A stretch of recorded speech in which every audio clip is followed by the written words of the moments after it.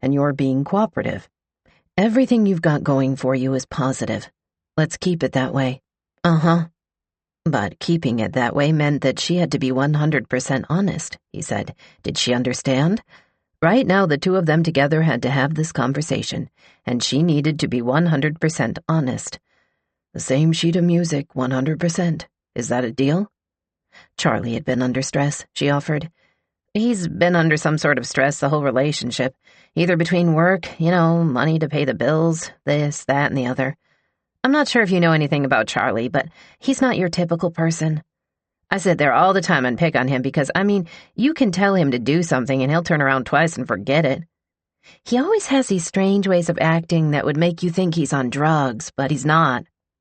"I like Charlie," Wade offered, "but we have to make sure we are all on the same sheet of music." "Right." "What is the first fire that you were aware of?" "Tonight," she said. "Tonight?" "Tonight," she said. She went to Walmart to get 2 plastic containers to store stuff under the bed, and then another container to put shoes in, and then she got some Easter candy that was on sale. And after that, they went out driving.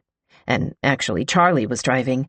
Then he got out and told her to take over the wheel, saying, "Go up the road and turn around and come back and get me."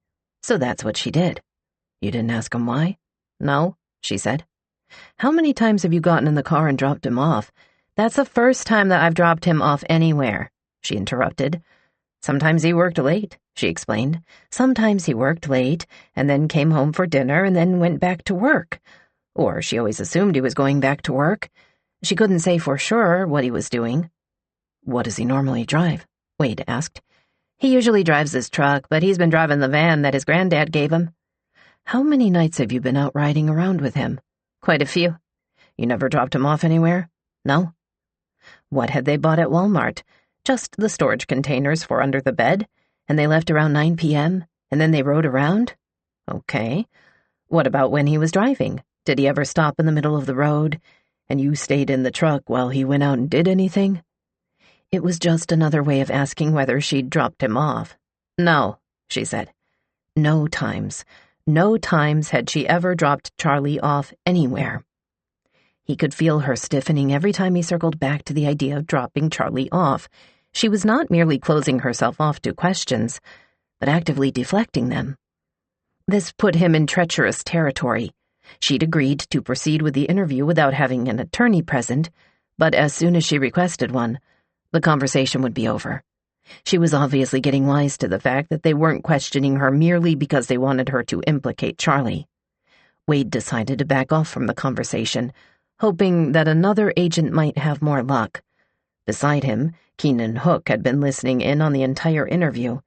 Wade leaned back to let Hook take over, effectively disappearing himself from the conversation.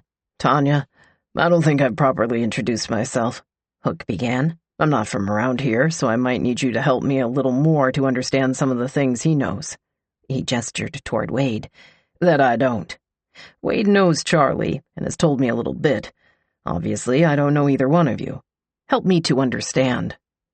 He asked her to tell him about her house, her neighborhood, her kids, the fight that put the older one out of school, and how the homeschooling was going. "Pretty good," she said. "The teacher comes out once a week." The conversation was pleasant, chatty, and he didn't touch on anything related to the fires. "You must have been working before?" he asked. "What were you doing?" "Taking care of mentally retarded people," she said. "Is it like a residential care place?" he asked. "So it's residential, like the mentally retarded people live there?" "Yes, 14 people. I would work shifts there." They talked more about her work and whether she liked it. He was exceedingly polite and solicitous. When he wanted clarification on something, he preceded the question by saying, "Forgive me," as if any holdups in the interview were the fault of his weak memory. If he caught a small discrepancy in any of her life stories, he would blame them on his own confusion. "I thought you stopped because of your son, though," he inquired after Tanya told him she'd left her job in 2011. She'd previously said her son hadn't left school until 2012. "It sounds like you and Charlie have really created a stable environment for your children," he told her. "Sometimes we have to make sacrifices in our lives to deal with their problems and issues that come up, and it sounds like you've done that. And that is, commendable. I mean, I really admire and respect you for doing that." His solicitousness continued when, several minutes later, he finally pivoted to the fires. Forgive him, but did he understand that Charlie had been involved with the fire companies, but wasn't any longer? Hadn't he enjoyed it? Had he ever thought about going back? What about Tanya? Had she ever thought about volunteering with a fire company? No. What size shoe did she wear?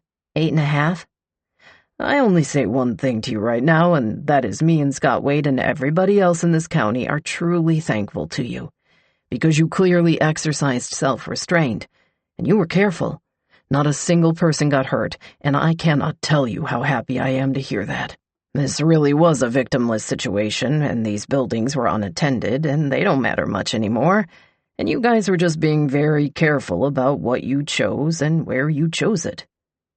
As Hook was describing them, the fires were a minor blip, something everyone would easily get over. He didn't mention police overtime, late-night meetings, tedious roadblocks, exhausted firemen, insurance claims, men in tents, burning landmarks, and a whole county white-knuckling it through 5 months and dozens of fires. Tanya stopped responding to Hook's statements, but he kept talking, offering explanations for what could have happened and what might have gone wrong. Hell, he said, she and Charlie probably hadn't even set them all. There were probably copycats who set some of them. Maybe she and Charlie were themselves copycats. But if she didn't talk about the ones they were responsible for, they might end up getting blamed for more than their fair share. "Hey, I'm not the Eastern Shore arsonist," he offered, suggesting an out, a way Tanya could confess to some of the fires without necessarily taking blame for all of them. "I'm somebody out here just relieving stress. You don't know what we have going on in our lives. I had to quit my job to take care of my son, and believe me, I know what it's like to reorganize your life around a child. And maybe things aren't going the way I wish they would, and I'm frustrated. That's an explanation that people can understand." He waited. "I can't tell you something I don't know," she said. Wade, who had been sitting silently for several minutes, now broke in again. "You need to start looking out for Tanya," he told her. "What would you say if I were to tell you that Charlie told us, just listen to me, what would you say if I told you that Charlie told us that you dropped him off for, 25 fires?" "I don't know why he would say that," Tanya said. Wade didn't know either. Though he'd stopped by the task force where Charlie was being questioned earlier, at this point, he didn't know the extent of what Charlie had said. He'd spent the rest of the night sitting in a room with Tanya. The two men had tried appealing to both her vanity and her humanity, providing her with outs that would present her in a flattering light. They had walked her up to the same questions again and again, hoping that her story might change or elaborate. They both had tried to present themselves as full of admiration and understanding. In response, she'd barely spoken more than a sentence at a time. Wade decided it was time to up the ante. "I'm a very patient person, but I've got some other things to do," he said, feigning irritation. In fact, he was accustomed to spending hours on end with suspects, letting stories unspool and then unravel. Sometimes confessions took time. He wasn't being impatient now, he was being strategic. His presence seemed to be shutting her down, and they were running out of things to try.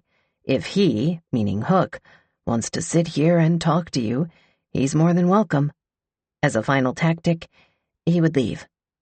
As Hook's final tactic, he would invite in the profiler, John Cromer, who was currently waiting outside the interview room door and who, just a few hours earlier, had been wondering, along with the other psychological profilers, whether they would ever catch the arsonist at all. Like Scott Wade, Cromer had assumed that the arrest of the arsonists was an April Fool's joke. He had been in his room at the Holiday Inn when he got the call from one of the investigators. "Nice try, I'm not buying it," he'd said. It was only when he saw the blue lights of a marked vehicle pull up in the parking lot that he believed it wasn't a prank and grabbed his wallet and keys.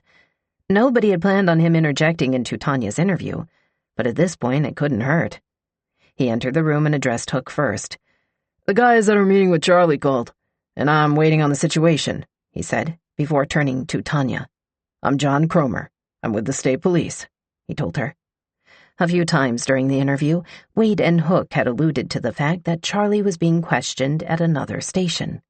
Cromer was the first person who had been in steady contact with the police interrogating Charlie, and who could attest to what Charlie had said or not said, and he'd made that clear to Tanya, with his first statement to Hook upon entering the room. Cromer knew it was a common technique for officers to tell suspects that their accomplices were tattling on them, whether or not that was true. He sensed Tanya would be smart enough to know this too. He wanted her to understand that this conversation wasn't just a ploy. He decided to put all of his cards on the table. "I've been in with Charlie," he told her. "He's been going through them one by one. I want you to understand, you are going to stand in front of a judge regarding these fires in one of two ways. Number one, you are going to deny it, or you are going to say, 'I made a mistake.' Listen to me. Charlie told us at 2:34 a.m., he told us that you lit the church fire. He also said you lit 12 of the first 15. He said he never got out of the car because you did it. Now, I wouldn't lie to you, but what has me worried is that you are going to be standing there in front of that judge, the only one in the mix who is denying that they were there, and I'm thinking, I would not want to stand there. We don't need a confession from anybody to take them to court. We need evidence, and trust me, there's plenty of evidence. Ma'am, I am going to tell you, when the evidence is brought through the Commonwealth's Attorney's Office to court, it is going to be overwhelming." He told her about the photograph from Church Road, the one in which there was a figure that everyone had suspected was a woman. He talked about her cell phone and how technicians would be able to see whether it had really been at home all those nights she said Charlie was at work and she was at home. He knew he must be using the right tone because her eyes were locked on his. She was leaning in and fully engaged. Cromer felt like he was watching her balance on a precipice, and it wasn't clear yet which way she would fall. He'd been in plenty of interviews before where, as a strategy, he'd feigned a certain position or a set of emotions in order to elicit a particular response. This time he found it wasn't necessary. He genuinely believed it would be better for Tanya if she confessed. He could see her future stretching in front of her, two possible paths, depending on what she said now.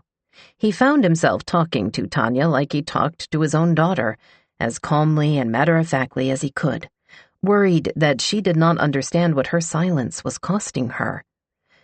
"Everywhere your phone has gone, whether it's been in the on position, it has been pinging towers logging your location," he told her. "That is the truth. You will not see your phone. You will not see the routes the phones were drawing on a map. You will not see that man until you testify, and he is honest and he's a good man. He's the only one that is going to admit to the fires. He's going to come clean with me. I do not want you to admit to something you did not do, but I want you to understand this clearly. I want you to tell the truth about what you did do, because if you don't, you will stand in front of the judge. There will be Charlie, and he will say, 'I'm sorry, I made a mistake. These things in life set these things into motion, and it went crazy. For 2 days of it, we had fun. Then it went crazy, but that's the truth of it, Judge.' And when Charlie gives details that no one but the person who was there would possibly know, then the judge will know he's telling the truth. And where will you be? I would not want to—" "You give me a paper and I'll sign it," she broke in, "because I haven't done anything. So write it up and let me put my signature on it, and you can take me to a cell and do what you need to do." "Help us," he began again. "I don't know what to tell you all. Write it up and let me sign it and let me go. Put me in a cell." "Tell me," he started again. "That's all I know." "Here's what I want to tell you. They said—" "What don't you get? I didn't do it and I don't know. What don't you all understand?" she asked. "I don't believe you." "Well, then I don't know what you believe." "I believe Charlie," he said. "I don't care. I didn't do it. So believe it. I'm over it. I'm done talking. I'm pleading the fifth. I want a lawyer because I'm done." Cromer felt his chest constrict. It was over. He'd barely been in there for 5 minutes before she had ended the interview by asking for an attorney. He didn't know whether he'd read her mood completely wrong, or whether he'd hit such a nerve that he'd made Tanya scared. Either way, his chance was over. He left the room and Wade reappeared, preparing to handcuff Tanya so she could be left alone while they figured out how to proceed next. "Put your hands up for me," he instructed, when it was just the two of them in the room. "Is that too tight?" "No," she said. He knew they hadn't gotten much of anything that would be useful in court. 2 years later, after everything was all over, he would still feel like he hadn't understood her at all. Later, Todd Godwin would wish he had been in the room with Tanya. He would wonder if, because he'd once asked about her sons at the Royal Farms, and because she seemed to like him, he could have gotten her to talk. But Wade knew he was good at his job. He knew Keenan Hook was good at his job. He knew that John Cromer was one of the most skilled interviewers he'd ever encountered in his life, and none of them had been able to get her to talk. He didn't know if anyone would ever be able to get her to say anything at all. "We'll be with you in just a minute," he said now, and left the room. Chapter 20. Midnight Without Makeup. The news traveled throughout the county in messy, unpredictable ways. The idea that the suspected arsonists had been a couple was shocking. Bonnie and Clyde of the Eastern Shore. The Facebook groups dedicated to speculating over the identity of the arsonists now dedicated themselves just as fully to analyzing Charlie and Tanya. It took 7 hours, post-arrest, for someone to post Tanya's bedraggled mugshot on the site, and a few minutes after that for someone else to comment, "Midnight without makeup is not how you want to make your close-up with a mugshot camera." Then someone posted a different picture from Tanya's personal Facebook page and with better lighting, and the narratives began to change. People recognized her from out at Shuckers, or from way back when in high school. Another person wondered if this was the same Tanya Bundick whose mother used to submit recipes to the church cookbooks.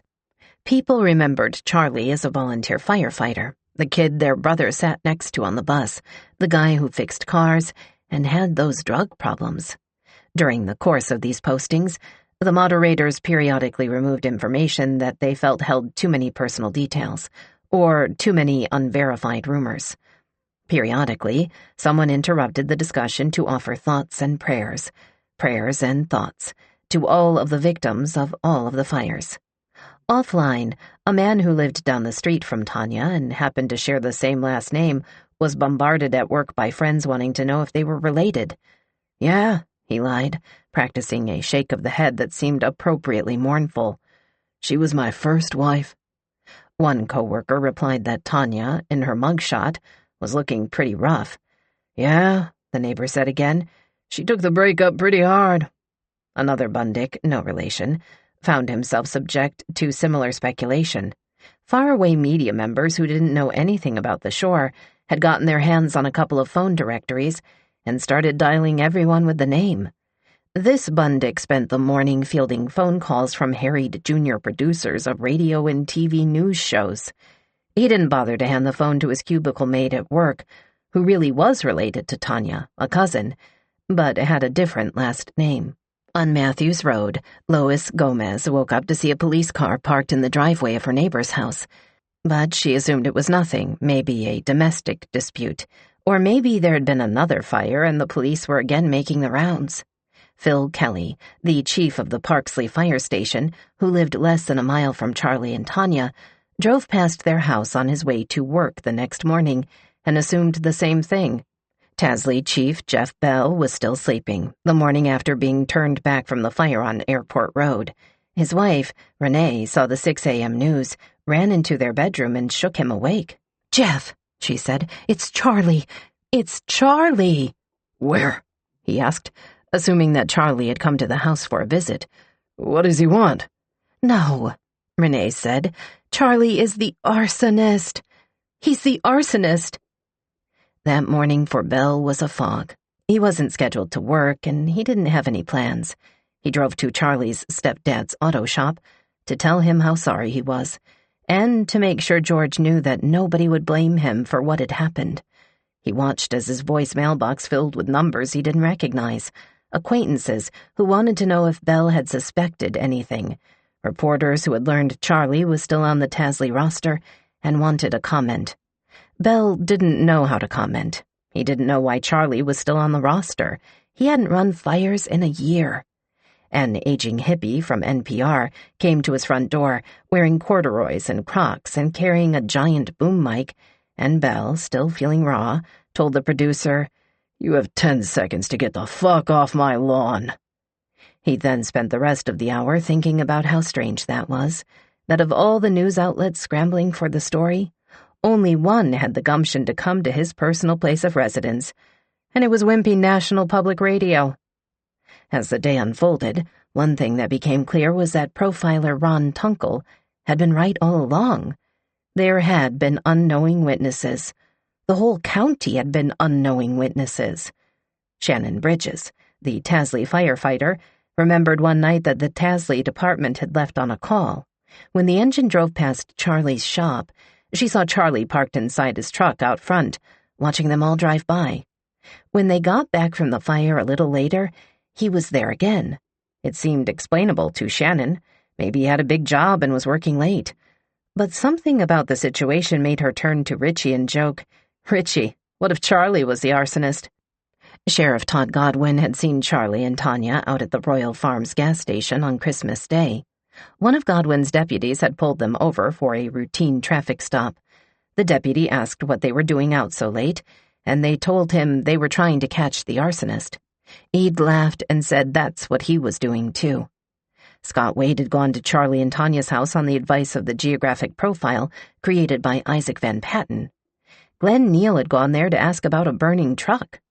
And hundreds of people had read Tanya Bundick's comments on Facebook, speculating over the identity of the mastermind who was burning up the Eastern Shore.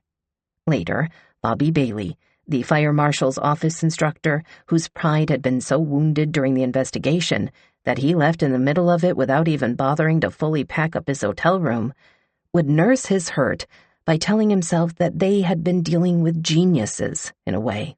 They were so freaking stupid about their fires, he decided, that they were smart. Bell, when his grief about the situation turned to anger, would express the same frustration in a different way. "The greatest arsonist in the history of all of Virginia. The one who kept us up night after night after night. And it was fucking Charlie Smith in a fucking gold minivan." Chapter 21. The Broken Things. By April 2, the morning after the arrests, 2013 was shaping up to be an odd year for Gary Ager. First, the Commonwealth's attorney had to figure out how to prosecute a Navy SEAL war veteran who randomly stole a giant boat belonging to the Virginia Marine Resources Commission, hitched it to the back of his vehicle, and lugged it across the Bay Bridge Tunnel, where he was captured on camera. Next, a young police officer got in a car accident, dialed 911, and then proceeded to pull out a knife and stab the 2 firefighters who showed up to help him.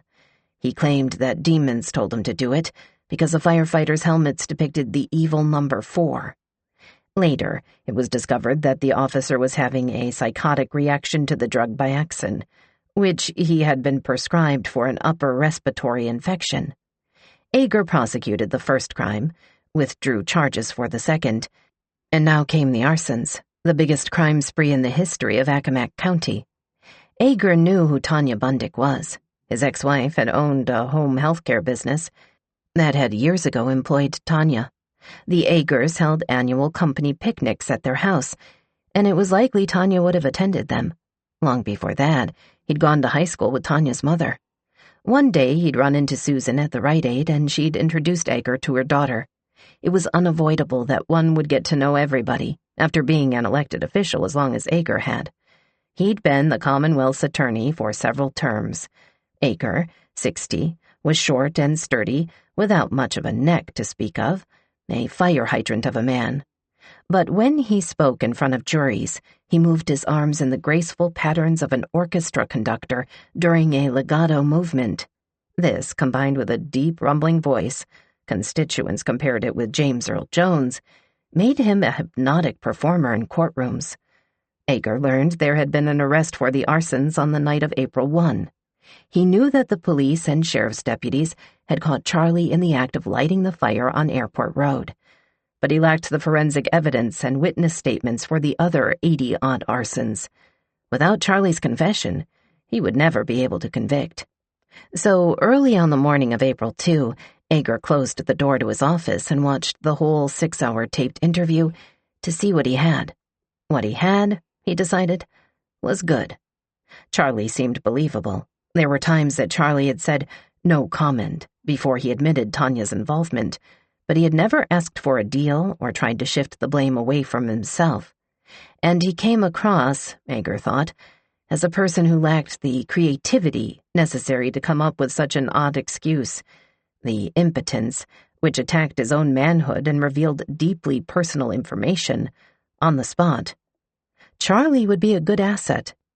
Tanya's interview was all but useless. Just as she hadn't revealed much factually, she hadn't revealed much legally. One never knew what might end up being useful in the future, though.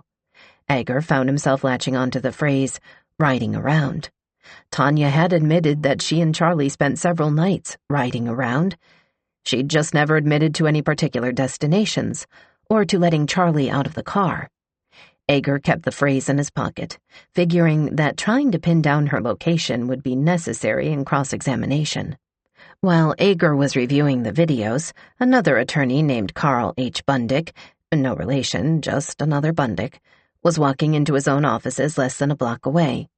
Bundick, 54, with a white buzz cut and a mustache, thought of himself as a country lawyer, a Swiss Army knife of an attorney who handled a broad manner of petty thefts, drug possessions, land disputes, and bar brawls on behalf of the citizens who walked into his law offices on any given day. He or his assistant would typically begin the morning by checking the voicemail for new cases, and on the morning of April 2, the voice on the recording belonged to a family member of Charlie's. She knew Carl Bundick socially, and wondered if Carl would again be available to help a relative out of a patch of trouble. It wasn't the first time. Carl had been Charlie's attorney on record for more than a decade, scrape after scrape, relapse after relapse. He also knew Tanya a little bit, and had helped the couple navigate a lien on her house. Carl figured out that Charlie was being held at the Accomack County jail, and immediately placed a call to his client. "Are you okay?" he remembered asking. "Did they do a Miranda warning? What evidence do they have against you?" Charlie remembered the interaction a little differently. He remembered reaching Carl the night before, when Carl was at his house. The sheriff's deputies had brought Charlie to the jail and given him the number to dial. In Charlie's version, Carl had already heard from the family member by the time Charlie called, and Charlie remembered only one part of the conversation. He remembered Carl saying, "Don't say another word." He didn't know if Carl understood that, by that point, he'd already given a confession that would fill 4 DVDs and print out at several hundred pages. State Police investigator Scott Wade had come home from his interview with Tanya, frustrated and exhausted, and wishing he understood Tanya better. But now he would get one more chance.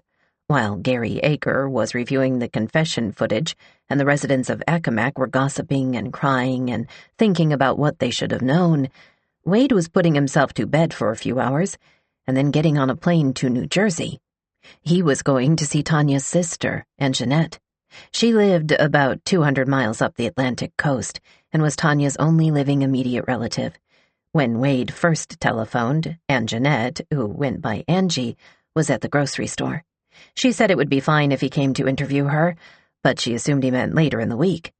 Instead, he telephoned again a few hours later and said he was already there. He asked her to meet him at the local police precinct. "Do you think your sister did these?" he asked her, when they sat down together. "I don't know," she said. She still had friends in Accomack and had followed the arsons along with them. All that time, she had never suspected her sister, not of burning down so many strangers' houses. But then she started to tell him a story, a different night, a different fire. In the middle of the night, about a year ago, she'd woken up to a text message on her phone from a number she didn't recognize. No words, just one picture of a burning house. The image was small, but she thought it looked like her grandmother's house down in Accomack. "Who is this?" she wrote to the sender, who wrote back a little later, "It's your sister." Tanya and Angie didn't talk much and had been in only sporadic contact since their grandmother died a few years before. The estrangement was complicated, but it had to do partly with the house, which is why some murky intuition prompted Angie to write back the way she did. "Why are you sending me a picture of the house burning? I know you burned it." "No," Tanya replied. "You were the one who said you were going to come here and burn it." The reply had baffled Angie. She'd never threatened anything like that. Why would she drive 4 hours in the middle of the night just to burn down the family homestead? But it scared her to see the accusation in writing. Unsettled, she made a quick decision. "Don't email me," she wrote to her sister. "Don't call me, don't message me, don't contact me." She kept the photo, because it was the last picture she would ever have of her grandmother's house. But she otherwise tried to forget about the incident and move on. She told herself she couldn't really know what had happened, and also that it was just one house. One little house that nobody lived in anymore. It was the last time she and her sister had spoken. She didn't even know Tanya was engaged, she told Wade. She couldn't remember if she'd ever met Charlie. She didn't know anything about the other fires in Accomack, but if she were being honest with herself, she thought Tanya had lit the fire at their grandmother's. It had never been solved. Wade had asked Angie the questions he'd come for, but found he wasn't ready to leave. He asked whether she could add anything else. Not anything related to the investigation, not anything that would be used in court, not anything that would help prosecute Tanya. But was there anything Angie could tell him that might help them to understand her? Angie wasn't sure how much to say. Their house had been full of secrets, the kind that Tanya had never wanted to tell Charlie.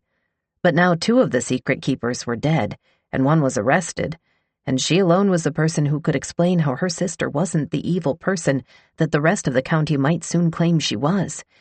She told Wade that they hadn't just been Accomack poor growing up, but cripplingly poor.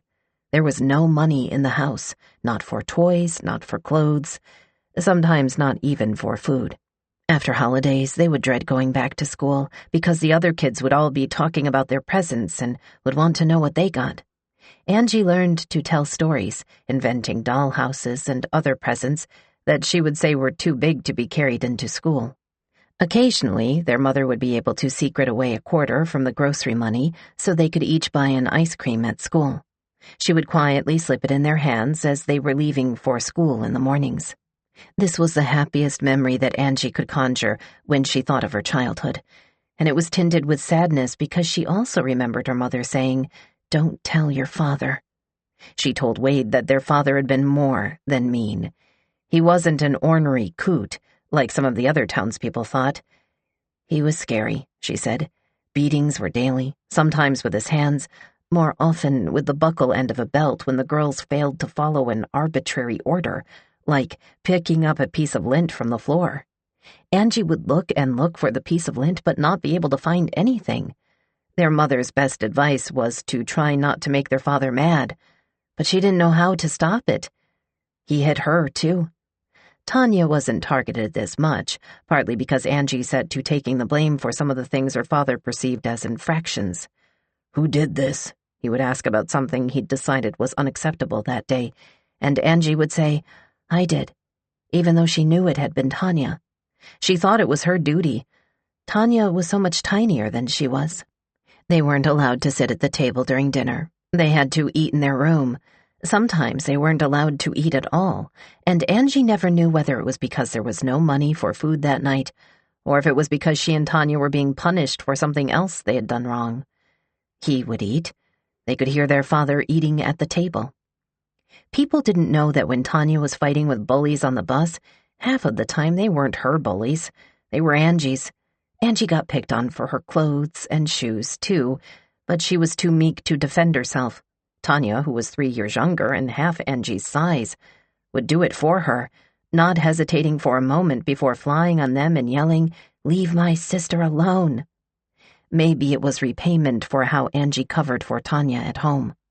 As an adult, Angie realized their father must have been troubled himself. He'd gone through the family albums at one point, and cut his own face out of the family pictures, leaving photo after photo of a man whose head was replaced with jagged little holes. He must have carried a lot of self-hatred to do something like that. As an adult, she realized that her father must have been a miserable person. Angie had run away from home before she was 18 and didn't keep in contact with the family.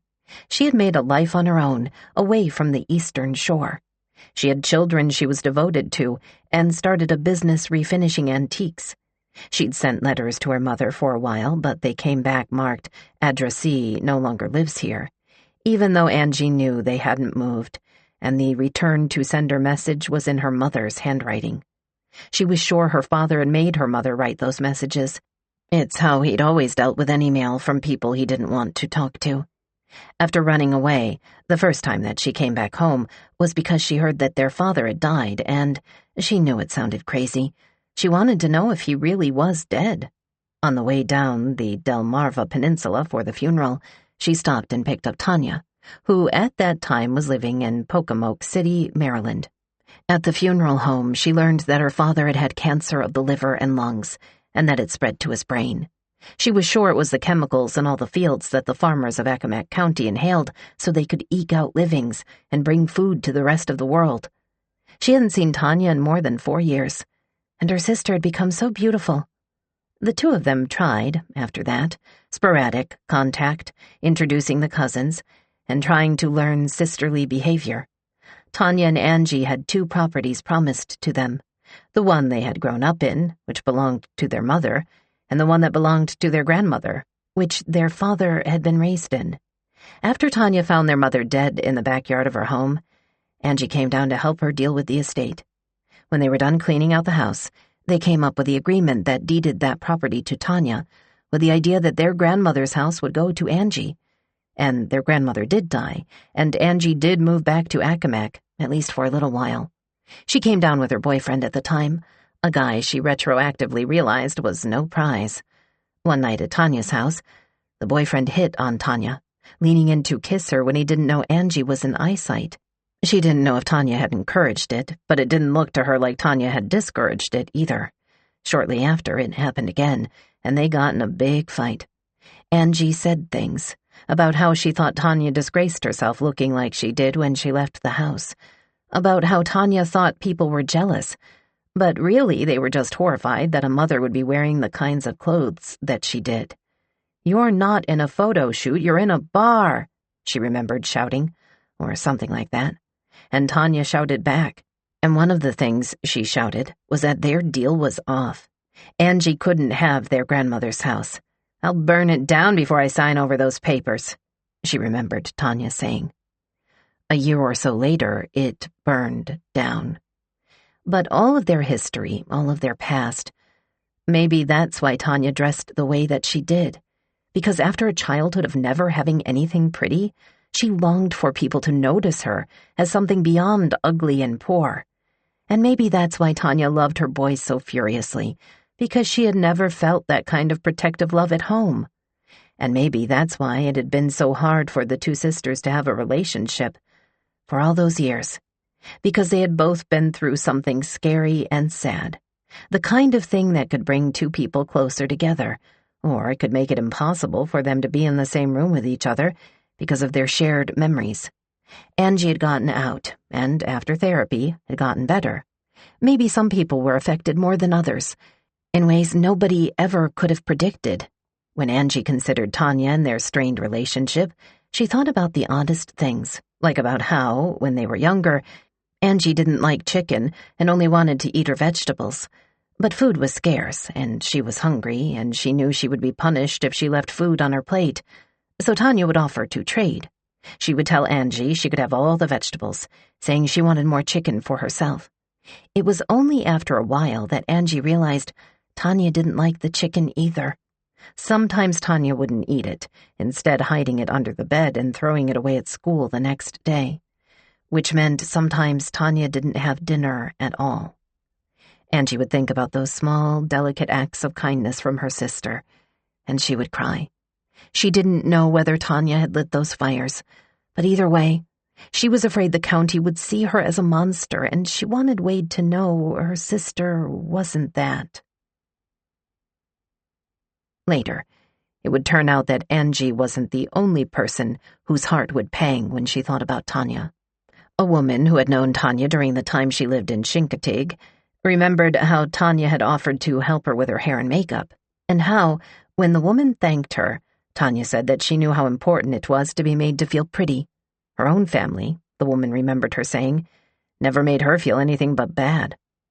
Another friend remembered Tanya saying that her father had been mean, but not as mean as he'd been to her sister. Another acquaintance, a man named Dale, heard about Tanya's arrest when his father called him. Dale hadn't thought of Tanya in years. They had dated during her last year of high school. He was a year or two older, and they'd been introduced through friends. Their relationship worked this way. The Bundick family didn't have a telephone in the house, at least not one that Tanya seemed allowed to use. On Thursdays, her mother would drive her to a payphone so she could call Dale and arrange a date. If she didn't call, he would know that meant he wasn't going to see her that weekend. If they did arrange a date, sometimes he got to her house and nobody would come to the door. The cars would be out front. He would know they were home. He would knock and call out that if Tanya didn't want to see him, she only had to come to the door and say that herself. She wouldn't come to the door. When he'd see her again a week or two later, she never wanted him to mention those times. Something in the house felt odd to Dale. He was young, and he couldn't put his finger on what it was, mostly just a bad feeling. It seemed off when Carol would scream at him for his tires taking up too much space on the skinny driveway, or when Tanya would sneak a phone call from the burger place where she worked and tell Dale to never mention it to her parents, or they would make her quit the job. On the first occasion he invited her to dinner at his father's house, he got back from driving her home, and his father pulled him aside and told him, "Something's not right. Something's not right there." One night during her senior year of high school, Dale got a call and it was Tanya.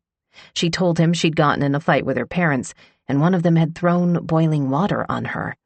She didn't say what the fight was about. She just asked him to come and get her. His father pointed out that it might be better for an adult to be the one to go to the house, so Dale called his grandparents, who lived near Tanya. It was the first time, as he remembers, that Tanya ever acknowledged something was wrong in her house. She lived with his grandparents for a few months, he remembered, before going to live with one of her distant relatives, an aunt or uncle who lived in a few towns over. Before, Tanya had been merely quiet. Now she seemed completely closed off, even to him. They couldn't connect the way they used to. She seemed resentful, or maybe she was just embarrassed that he knew about her private life. The relationship didn't last much longer. The experience had changed Tanya, but it had changed Dale too, opening him up to a world of adult complexities.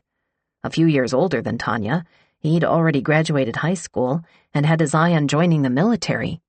There had been things holding him to Accomack, though, and one of those things was Tanya. Now the biggest thing that had been keeping him there felt like a reason to leave. It wasn't about Tanya. It was about the situation and how powerless it had made him feel. No one else in Tanya's life appeared to know that she wasn't living at home anymore. In the senior will and testament section of her 12th grade yearbook, which was published after all of this happened, she left a note thanking Dale for a wonderful relationship and giving lots of love to her mom and dad. When Dale heard about Tanya and the arsons, it was because his father called him on the telephone and said, "Well, it looks like your ex-girlfriend's been setting the world on fire. Didn't you hear? Tanya's the one they arrested." Dale let the news settle in and then told his dad, "It sounds horrible to say, but for some reason or another, I'm not really surprised." If someone had told him that one of his acquaintances had become an arsonist and asked him to guess which one, Tanya is who he would have picked. "By the time I had a chance to think about her childhood and family life," Dale told his father, "I think she'd garnered a lot of anger. No doubt in my mind about that." It made him sad to think about the things in her that were probably broken a long time ago. Chapter 22. Time to Wake Up. The county seat of Accomack, M-A-C-K, was Accomack, M-A-C, which had come to be the center of government but lost a K along the way.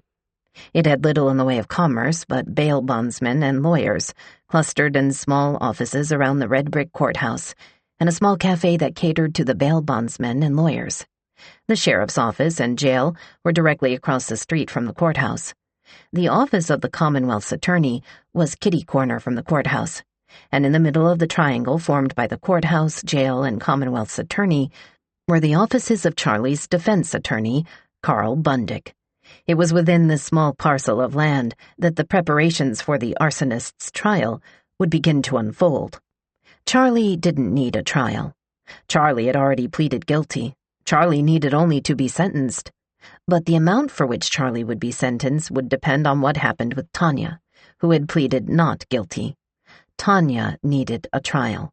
Because she'd been caught at the site of only one fire, and because there was no physical evidence linking either of them to the other crimes, she'd been charged with only one count of arson and one count of conspiracy. For the prosecution to charge her on anything else, or to get a guilty conviction on the charge they already had, what they needed was Charlie. But first, there was the matter of love. The matter of love was proving difficult for Carl Bundick, who wanted to get the best situation possible for his client. Carl was, as his last name suggested, a born here, who had left the shore only to get a bachelor's and a law degree. He'd once run for Commonwealth's attorney against Gary Ager, but after being defeated, set up his private practice in a converted colonial house filled with ramshackle antiques and dusty candy bowls. Now the issue at hand was this. While Charlie had eventually implicated Tanya in his confession, he hadn't fully grasped what that would mean. In his mind, he'd done it as a means of explaining the fires. The police wanted to know if they'd caught all of the perpetrators, or if the arsons would keep going. Charlie wanted them to know that if they had caught him, and if they had caught Tanya, then there wouldn't be any more fires. Now Charlie was realizing the implications of that confession. The police and lawyers wouldn't let him just volunteer to take the blame and have it be over. The lawyers wanted her put away too, and they wanted him to help them do that. They wanted him to testify against her. Carl was pushing it hard, telling Charlie it would be good for him. How good, he couldn't say. Gary Ager hadn't approached Charlie's attorney with any specific kind of deal, for two reasons. One, he knew that sentencing would ultimately be up to a judge, not him. And two, if he knew that if Tanya did go to trial, juries tended not to trust witnesses whose testimonies they felt had been bought and paid for. It was better for Charlie to be able to testify and say, truthfully, that he hadn't been offered anything specific in return. So all that Charlie knew was that the maximum sentence for his crimes was up to 584 years, lifetimes of incarceration, and that he still loved Tanya. Loving Tanya was more easily navigable than one might have imagined in the Accomack County jail. The building was a small structure attached to the sheriff's office. It had only 100 beds and a kitchen that seemed, to inmates, incapable of producing anything but bologna sandwiches. Occasionally, inmates wrote letters to the local newspaper to complain about other issues with the jail. The paint was peeling, they said. It was small and crowded. There weren't any activities or programs, such as Alcoholics Anonymous, to keep the inmates, who ranged from shoplifters to drunk drivers to murderers, minimally occupied. Before Charlie and Tanya arrived, the jail's most famous inhabitant had been a man named Richard Godwin, no relation to the sheriff, an insurance and real estate mini-tycoon who preferred going by Rendo Johnson Perilous Godwin, and was the Eastern Shore's only presidential candidate to date in the 2008 election. Rendo Johnson Perilous Godwin's $70,000 Mercedes-Benz had accrued multiple overdue speeding tickets, but the candidate decided that it was more important for him to keep on the campaign trail than to make his court date. Eventually, he was sentenced to 10 days in the jail, and afterward told the Salisbury Daily Times that the place was in severe trouble. "You could hardly get to the bathroom," he said, explaining that one night there were 5 inmates in his holding cell. He eventually withdrew from the presidential campaign. Charlie knew the jail. It was where he'd spend time while awaiting sentencing for his previous crimes. The men and women were housed separately. But since the jail was small, and because there were windows that abutted the recreation yard where inmates walked around a weather-beaten flagpole, there were ways of getting in touch with other prisoners of the opposite sex. After Charlie had been there several weeks, He heard someone outside of his cell window. The voice belonged to Tanya, he says. She was out for her fresh air break, and the guard didn't seem to be paying any attention. It was the first time they'd spoken to each other since the night of the arrest. In a whispered conversation in a miserable prison yard, she told him he knew what he had to do. He had to take responsibility for the fires, all of them. He had to explain to the police that he'd been on drugs when he gave his confession, and that's why he had implicated Tanya, right? Because he knew she didn't have anything to do with it, right? And that's what he needed to tell the police. The right story, the true story. He believed he understood what she was doing, communicating to him what she wanted him to do in a way that would be unimpeachable to anyone listening. He didn't blame her for it. She had 2 kids who needed her. The younger was currently living with the boy's father, but the older was in foster care. The only person who needed Charlie right now was Tanya, and what she needed was for him to tell everyone that she had nothing to do with the fires. Mostly, as they talked through the prison wall, he just told her how much he loved her.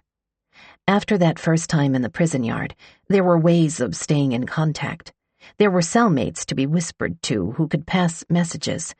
There was a small library shelf, and there were ways of sharing which book to look in for a letter, and there was the flagpole at one end of the miserable exercise yard. Inmates in some generation past had figured out that this pole made a serviceable landmark to bury notes near. This information had trickled down as general knowledge for the rest of the population. The preferred method was to write tiny notes in tiny handwriting, and then fold the paper up between 2 pieces of the plastic cutlery that was passed out with the bologna sandwiches, and then plunge the cutlery into the ground. There was a different method that Charlie liked to use, which seemed appropriate given Tanya's propensity for lip balm. He took a chapstick container, sliced off a thin circle from the top of the balm, and discarded the rest. In the mostly hollowed-out container, he rolled notes, some written in numeric code. Charlie wrote to Tanya this way, and Tanya wrote back. They passed messages about what their lawyers had said, and what they thought might happen, and about how, despite everything, they were still deeply in love. "You're my tiny toot, and I love you, and I never want to lose you," Charlie wrote. "I'm already scared if I get too much time I'll lose you. Sometimes I don't think you really know just how much I love you. I'd rather die than lose you. I can't picture life without you." Shortly after that, toward the end of September 2013, with money Charlie was never quite sure how she or anyone she knew had scraped together, Tanya was released on bond. She continued to write him letters from the outside. "Do they know that we didn't do this?" she wrote. "Did you tell them about your drug use since your mom died?" She was a good pen pal. He called her collect once a week. How could he agree to testify against her when it was his fault they were trying to prosecute her to begin with? If he had just kept his mouth shut, everything would be fine. His lawyer didn't know Tanya like he did. Gary Ager didn't know Tanya like he did. They didn't know how sweet and loving she could be. But it was all confusing. One day a deputy came to his cell and told him that the sheriff wanted to see him. Charlie was escorted from the rear part of the building, where the cells were, up to the front, where Godwin's office was just off the lobby and overlooked a parking lot. Charlie sat down on the visitor's side of Godwin's big wooden desk, and Godwin got straight to the point. "If she really loved you, why is she out on bond seeing another guy?" Godwin asked him. He had it on good authority that Tanya had been spotted going on dates since being released from the jail. Charlie had no earthly idea what Godwin was talking about. He told himself it was a ploy, just them trying to get him to turn against Tanya. He told Godwin that the whole jail system and the whole county was probably corrupt. Tanya did love him. If she didn't, why had she recently agreed to marry him, even now, while she was free and he was in jail? Marriage seemed the prudent thing to do. They both had heard of the rule that prevented married couples from having to testify against each other in court, but also Charlie wanted to. So now they were trying to plan a wedding, even if it wasn't quite the wedding they'd originally had in mind. Charlie's job had been to ask his youngest sister to procure a wedding ring and get it to Tanya.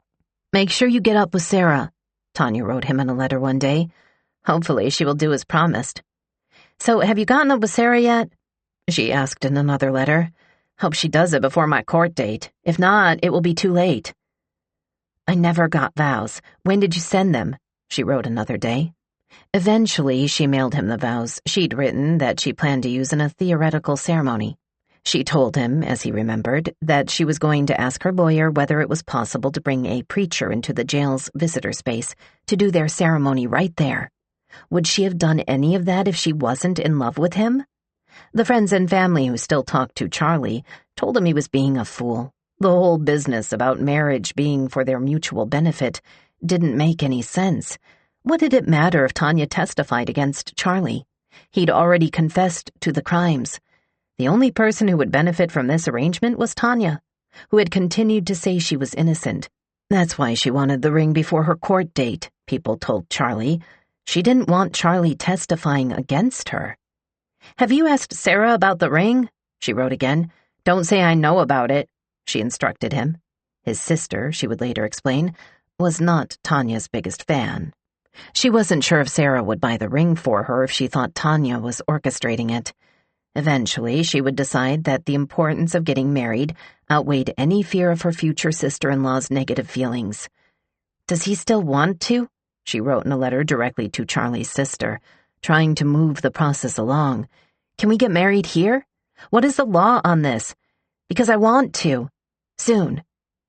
Through all of this, Charlie sat, and he thought, and he wrote, and he called Tanya once or twice a week as she would allow. The Accomack jail was boring, even as jails went, but he had Tanya's letters, and she was a faithful correspondent, and they were going to be married. There was so little that was certain in this world, and that was certain.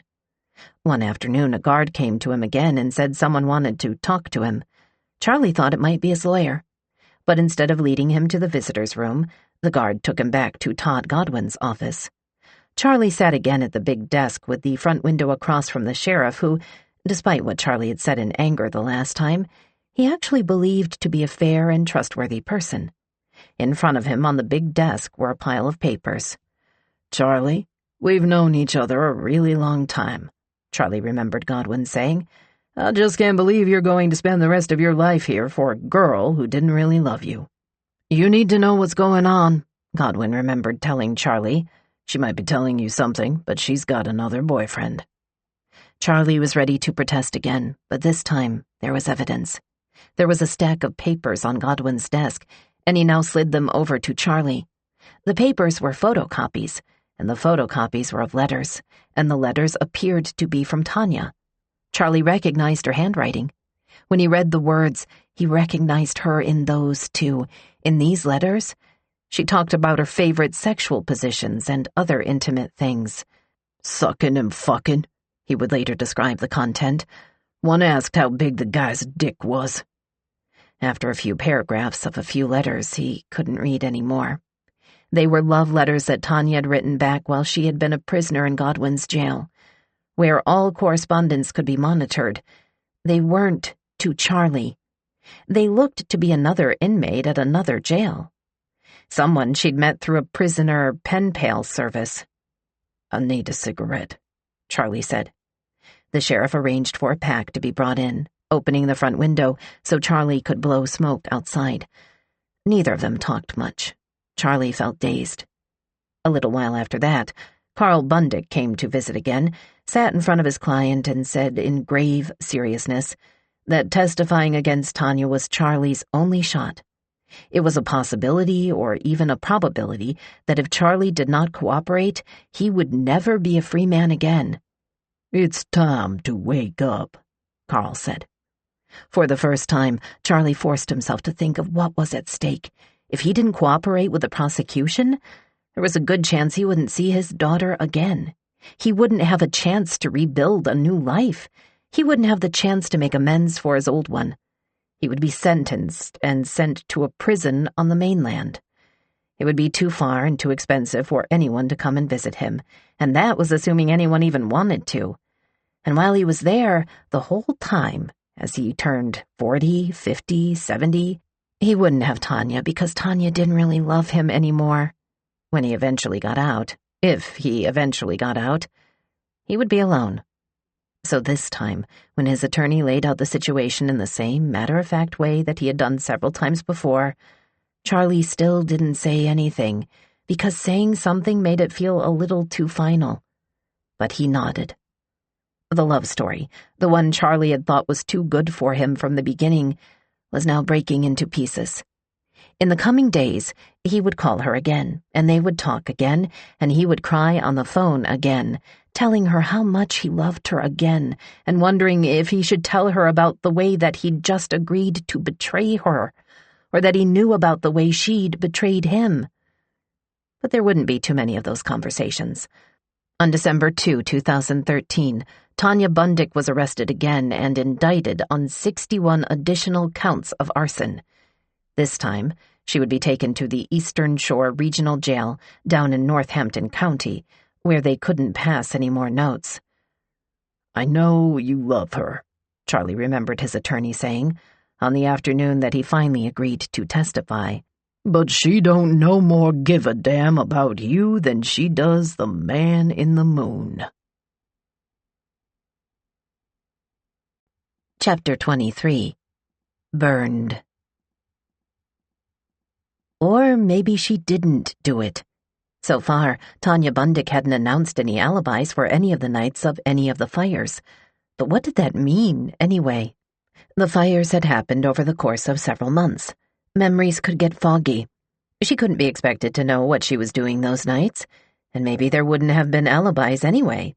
Wouldn't most people be at home, alone, during those times? Maybe she was the provocatively dressed mom who bragged too much on Facebook, and Charlie was the aw-shucks good old boy who was friendly with the cops and the fire department. Maybe it was easier for people to like him than her, for the abstract ways it's sometimes easier for people to wrap their heads around difficult men than complicated women.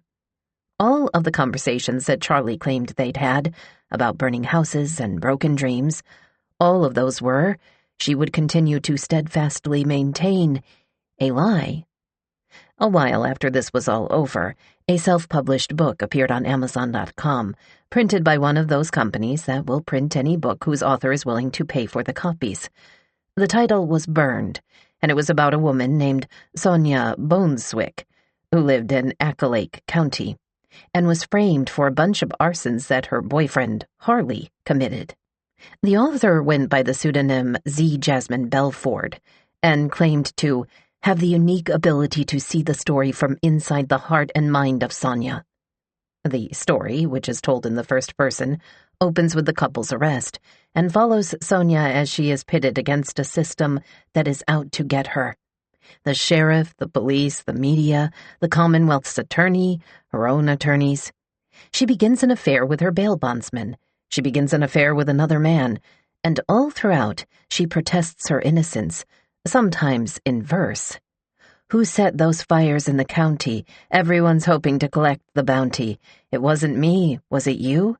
Does anyone have a clue? Some of the poems read like Sonia-isms. In the book version, the character Harley ultimately kills himself at the end, riddled with grief over ruining Sonia's life. May his soul rise to heaven before the devil finds out he's dead, the author wrote. Maybe the book reflected what happened in real life to Charlie and Tanya. Maybe Charlie was orchestrating a massive plot while playing completely dumb. It was a possibility. Maybe nobody knew Tanya Bundick at all. Chapter 24. We'd done it before. The trials of Tanya Bundick were turning into the biggest spectacle the Eastern Shore had ever seen. Media from outlets all over Virginia had sent in requests to place cameras in the courtroom. The local news was printing updates on every incremental court procedure related to the trial. As it turned out, the trial wouldn't even be on the shore. The judge, Glenn Tyler, had granted the defense team's request for the trials to be moved to Virginia Beach, a 90-minute trip down the peninsula, through Northampton County, and across the Bay Bridge Tunnel to the mainland. The publicity was one thing. More pressing was the fact that it might be impossible to seat a jury where one or more members didn't own something that had burned. Alan Zaleski, Tanya's court-appointed defense attorney, had been relieved for the venue change, but disappointed in the ultimate location. The Norfolk, Virginia beach area was heavily populated by military personnel, who tended to be conservative and trusting of law enforcement, and perhaps, Zaleski feared, more inclined to believe the prosecutor's account over Tanya's. Zaleski tried but failed to have it moved again to a county even farther away. Zaleski was tall, white-haired, and wore a pair of glasses that he used to gesture, with grandfatherly effect, in the courtroom. He had a lot of courtroom experience, and the arsons did not represent his strangest case. That honor went to a man he'd defended for rape and murder more than a decade ago. The victim was a sailor's wife, discovered by her husband when he came home from sea. As a suspect, police latched onto her neighbor, also a sailor. The neighbor first proclaimed his innocence, but after an 11-hour interrogation, he not only confessed, but also implicated a second assailant, his roommate and fellow seaman. The roommate initially said he was innocent, but eventually also confessed, and additionally implicated a third suspect, who in turn implicated still another. Zaleski's client was the third suspect, a man named Derek Tice, arrested in what was originally believed to be a shocking example of mass depravity and sadism within the U.S. Navy. Their confessions were disturbing. Dan started to strangle her to keep her from talking, Zaleski's client told investigators after 9 hours of interrogations. So I made a statement that, just get a knife and stab her. Then Dan stabbed her, then I stabbed her, then Eric stabbed her, Joe stabbed her. But there was one problem. Every time a new assailant was introduced, the group eventually became known as the Norfolk Four, the man's DNA would be tested. And none of the DNA collected from any of the alleged perpetrators ever matched what had been found at the crime scene. Their confessions didn't match up with the evidence either. One man said they had beaten the woman to death. In fact, she had not been beaten at all. All of them went to prison anyway. Some of them protested their innocence, saying they'd only confessed out of exhaustion and fear. The interrogating detective said unless they confessed, they'd get the death penalty. One of them grew to believe he must have been involved, even though he'd had an alibi. It was the only way he could make sense of how he'd ended up in jail. And then, after all that, there was another stunning twist in the case. The real killer, a man none of the Norfolk Four had ever even met before, confessed unprompted in a letter to a friend, which the friend brought to law enforcement. It would still take several years, and multiple complicated legal machinations, for the wrongly convicted men to be released. What had been thought of as a gang rape instead became a case study in false confessions. Now, Zaleski was 72 years old and made his own hours out of a Norfolk law firm that also employed his son, Christopher. Alan also kept a small office for his occasional work on the Eastern Shore. The court system was a tricky thing over there, because so many attorneys had conflicts of interest due to prior cases. For high-profile matters, a judge would occasionally recruit a defense attorney from the mainland. Over the years, Zaleski had become one of these attorneys. He'd defended, for example, the drunk driver who killed an off-duty state trooper and his young son as they drove together to a Harry Potter book release party. No lawyer on the shore wanted that case.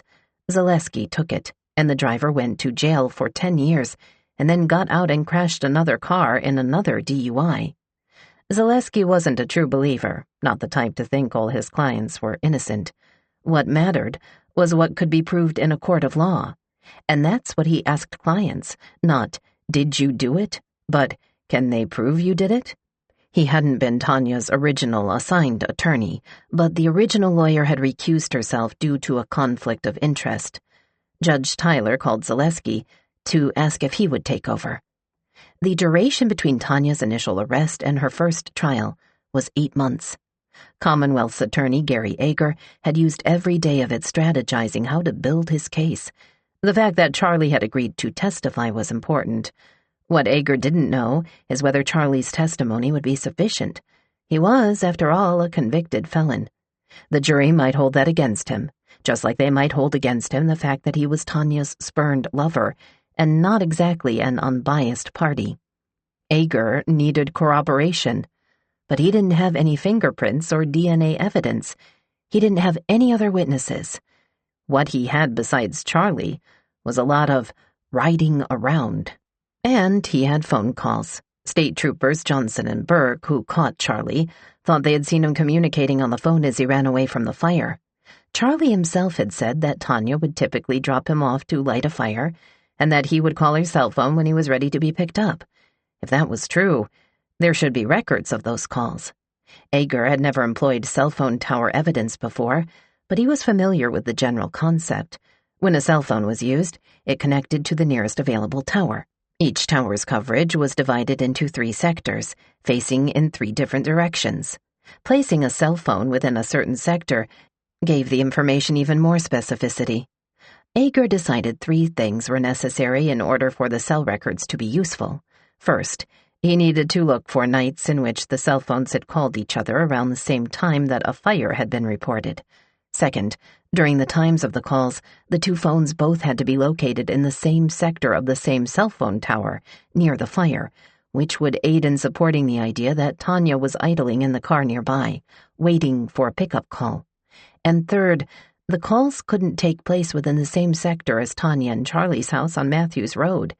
If it did, the defense could argue that Tanya had been talking to Charlie while she was at home, and while he was, unbeknownst to her, out lighting a fire. Ager found several calls that fit those criteria, including on the night Charlie and Tanya were caught. To his list of potential witnesses, Ager added a Verizon wireless expert. While Ager's office combed through phone records looking for the best evidence against Tanya, the Zaleski team, Alan and son Christopher, who would be joining his father for Tanya's defense, focused on negotiating how the charges against their client would be tried. If all 62 counts were packed into one trial, Alan worried the jury would get exhausted. They would stop paying attention to the evidence, or lack thereof, and just assume that anyone brought forth on that many charges must be guilty. So he wanted lots of trials. Each case fresh and new, he explained to the Virginian Pilot newspaper in an interview. The prosecution wanted the opposite. Multiple trials would stretch county resources and further anger an already agitated community. Besides, the fires were part of a common plan, Ager had argued to Judge Tyler at a hearing on the subject, which meant they should be part of a common trial. All were at night, he said. All buildings were unoccupied. No accelerant was used. All were on secondary roadways. The judge had sided with the Zaleskis, ruling that the trials could be split up, 1 per count if necessary. 62 trials. Even if they moved along at 3 per year, a quick clip, there was a good chance that by the time the legal proceedings were over, many of the main players would be dead. Given the judge's ruling, Ager's next best hope was that Tanya would be found guilty in her early trials. In that situation, the defense might decide to plead guilty for all the other charges, in exchange for a packaged sentence. Zaleski, on the other hand, hoped Tanya would be found not guilty, and the other charges might eventually be dropped. For a felony count of arson of an abandoned structure, the minimum penalty sentencing was 2 years per count, and the maximum was 10 years. If the trials didn't end soon, Tanya could live out the rest of her days in prison. The first trial took place on January 13, 2014. It was the first trial, but the final fire, the one that got Tanya and Charlie arrested on Airport Road. In contrast to Accomack's old brick courthouse, the Virginia Beach court complex was modern, with escalators and glass walls and bland courtrooms that looked like they'd been outfitted with an Office Depot catalog. In the spectator pews, the handful of Accomack residents who'd gotten the day off of work and come to the trial out of curiosity were clustered behind the desk reserved for the Commonwealth's attorney. The journalists, mostly local media and television affiliates who set up cameras in the back, clustered on the side of the defense, eager for a glimpse at Tanya. When the court was called into session at 9 a.m. on the 13th, prospective jurors also peered curiously at her as she strolled in slowly, chin high, to her seat between Alan and Christopher Zaleski. She had lost weight in prison and appeared fine-boned and fragile. She was wearing a blue button-down shirt and black slacks, brought for her by a friend, but funds hadn't been deposited into her temporary Virginia Beach commissary account in time for her to buy makeup and hair products. She looked unkempt, stripped of the armor she normally applied so carefully. A few in the panel recognized her anyway, from following the news, but to most of them she was nobody. Her face was expressionless. Some of the jury panel didn't know what to make of her. At least one, a retired nurse, looked at the small woman surrounded by the hordes of uniformed men, deputies from both Accomack and Virginia Beach, members of the Virginia State Police, and immediately felt sorry for her. Once court had been called to order, Judge Tyler began to explain why there were both blue Virginia Beach law enforcement uniforms and brown Accomack uniforms present in the court. "This is a case that arose in Accomack County on the eastern shore," he said. "I know from having been raised in the western part of Roanoke County as a child and then moving to the shore after I started practicing law, that 50% of the people in the Commonwealth of Virginia don't know where the eastern shore is. Now, I presume that people in Virginia Beach know that if you go across the Bay Bridge Tunnel for 17 miles, when you fall on the land over there, you're in Northampton County, Virginia, and if you go 70 miles from the bridge tunnel, you'll come into Maryland. I apologize to all of you who know where the eastern shore is. I just have run into so many people who don't." Tyler was a retired judge who occasionally came back to serve on rotations.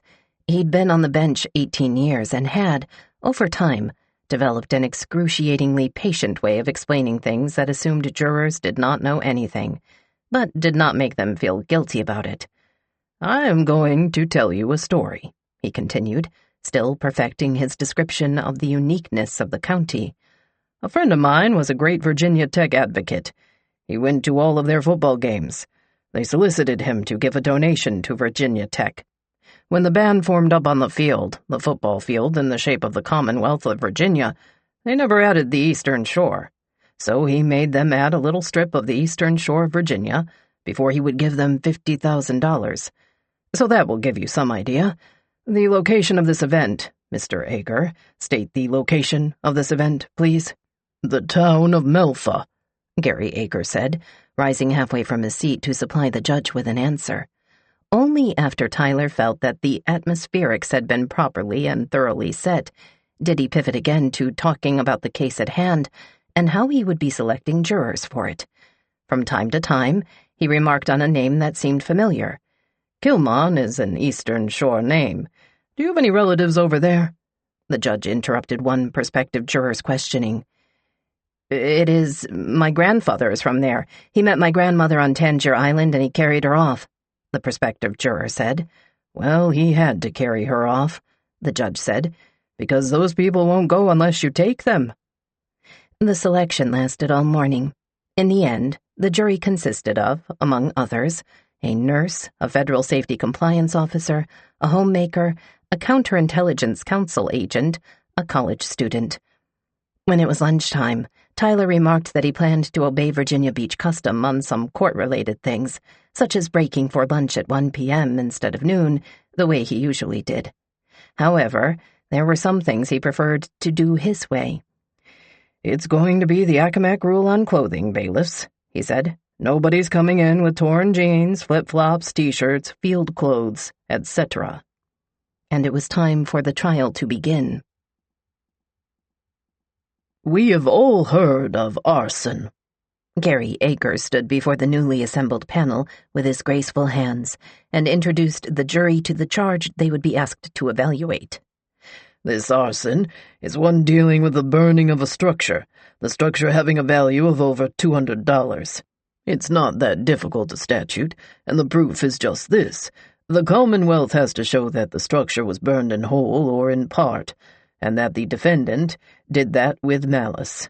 Malice is just the doing of a wrongful act intentionally, without any cause or excuse. The second charge faced by this defendant is that of conspiracy. Conspiracy is where, and let me just read it from the statement of the law, the defendant entered into an agreement with another, and that agreement was to commit arson, and they both intended to commit arson upon their entering into that agreement. So it is not a complicated law, but it is exacting. The Commonwealth needs to show this beyond a reasonable doubt. That's what we have to show. Now, let me tell you how we're going to prove it." The Commonwealth would begin, Ager continued, by calling as a witness the owner of the property in question.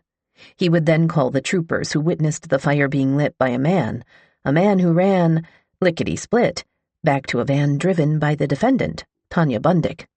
He would call the sheriff's deputy and the police officer who stopped the van, and the firemen, and the officials who had performed the search of the van, and Scott Wade, the investigator who questioned Bundick, and a man from Verizon Wireless who would tell them technical things about an important call made at 11:35 p.m. on the night the defendant was arrested.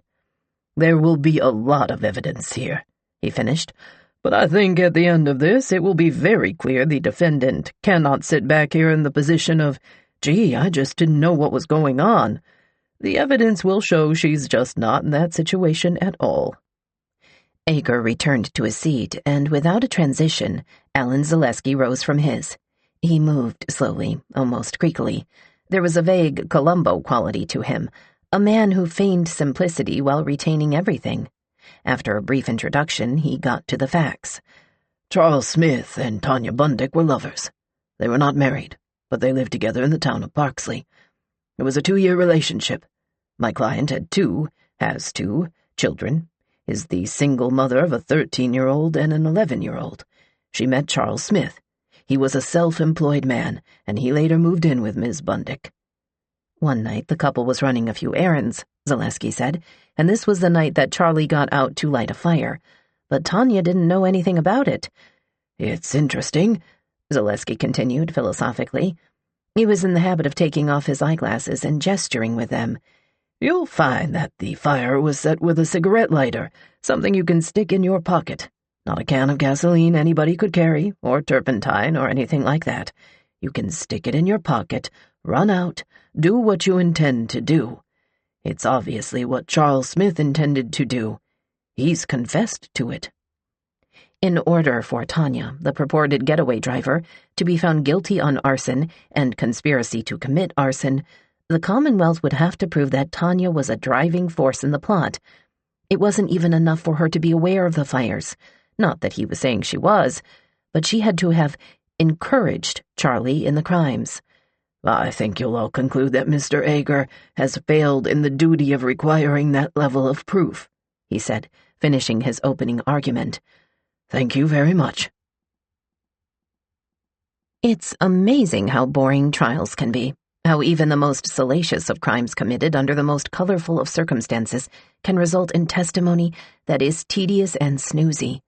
Claude Henry, the owner of the house on Airport Road, was brought in and questioned for several minutes about the material comprising the driveway, packed grass, and the existence of a water heater. There wasn't one. He'd had it removed because he was afraid vandals would steal it, and whether or not the house had working electricity. Troopers Willie Burke and Troy Johnson were each brought on the stand to discuss the placement of their tent and the use of their night vision goggles, and approximately how long it appeared to take Charles Smith to light the house on fire. Trooper Martin Kriz took the stand and explained that Tanya, when he searched her, had told him about a chapstick in her bra. Because of the trooper's Eastern European accent, the word chapstick ended up with an ah sound in it. Chop-stick. "Did you find any weapons?" Alan Zaleski asked Kriz. "No, sir." "Any lighters on her? Cigarette lighters?" "No, sir." Gary Aker, on redirect with Trooper Kriz, unintentionally revealed that he had been flummoxed by the young trooper's accent when the trooper talked about discovering Tanya's lip balm. "You stated she had a chopstick?" he asked incredulously. He had a habit of slowly repeating back the witness's final phrases in his rumbling, sing-song voice. "Did she indicate where she had the chopstick?" "She told me it was in her bra," said Kriz, who didn't understand that Agar misheard him. "In her bra?" Agar repeated. "What, if anything, did you do at that point?" "I removed it," Kriz said. The accent confusion was never cleared up, and approximately half of the courtroom was left with the impression that the accused arsonist must have a proclivity for Chinese food. The cell phone expert that Ager had found was a custodian of records from Verizon Wireless, a man named Avram Polinsky, who took the stand holding a sheaf of papers and explained what they represented. calls and text messages occurring between two particular cell phone numbers on the evening of April 1. Ager explained that the fire in question took place at 11:35. Did Mr. Polinsky have any calls that were placed at that time between Charlie and Tanya? Polinsky shuffled his papers and said he did, 3 of them, all placed at 11:35. One lasted 5 seconds, one lasted 6, and the final one lasted a full 3 minutes. Those were the only calls between the phones that evening. The last witness of the day was Charlie. The only witness anyone cared about was Charlie. The 10 or so reporters in the courtroom had half expected him not to show up. Charlie himself had reconsidered his decision more than once, up until the last minute. His hair was close-shaven, and his hands were shackled, which made him hunch even further into himself as he entered from the right, through doors that led to a small holding cell.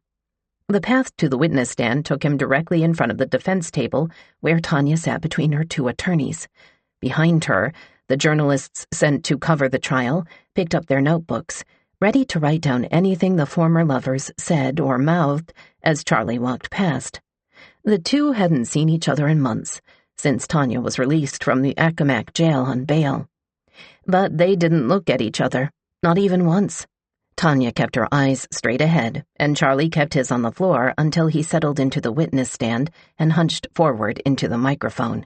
"Mr. Smith, I think if you just sit back, I think that thing picks up pretty good," said Judge Tyler, motioning that Charlie didn't have to bend quite so close to the microphone. "You don't need to lean up." Charlie nodded and backed away, but only by a few inches as Ager approached him. "Have you come to tell the truth today?" Ager asked. "Yes, sir." "Is this difficult testimony for you?" "Yes." Charlie's voice was barely more than a whisper, and despite the judge's promise that the microphone would pick up his voice, the attendees in the gallery had to strain to hear him. "Judge, I would object to that," Alan Zaleski said. "It's leading." "Sustained." Ager continued, barely missing a beat. "Mr. Smith, do you know Tanya Bundick?" "Yes, sir." "How do you know her?" "She was my fiancée." "Would you point her out to the jury, please?" Charlie raised his eyes the barest minimum in order to accomplish the task of looking, for the first time, at the love of his life. "She's right there," he said. "Your feelings for her?" Ager asked.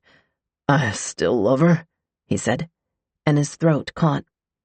Ager knew that the defense, during cross-examination, would light upon Charlie's previous criminal record, so he decided to get there first, pivoting to the check forgeries that landed him in prison the first time. He asked Charlie how many felonies exactly did he currently have under his belt.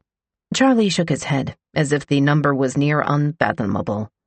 30-some, he guessed. Ager affirmed the number and pointed out that the number was so high because all of the forgeries had happened at once. Charlie had burned through an entire book of checks.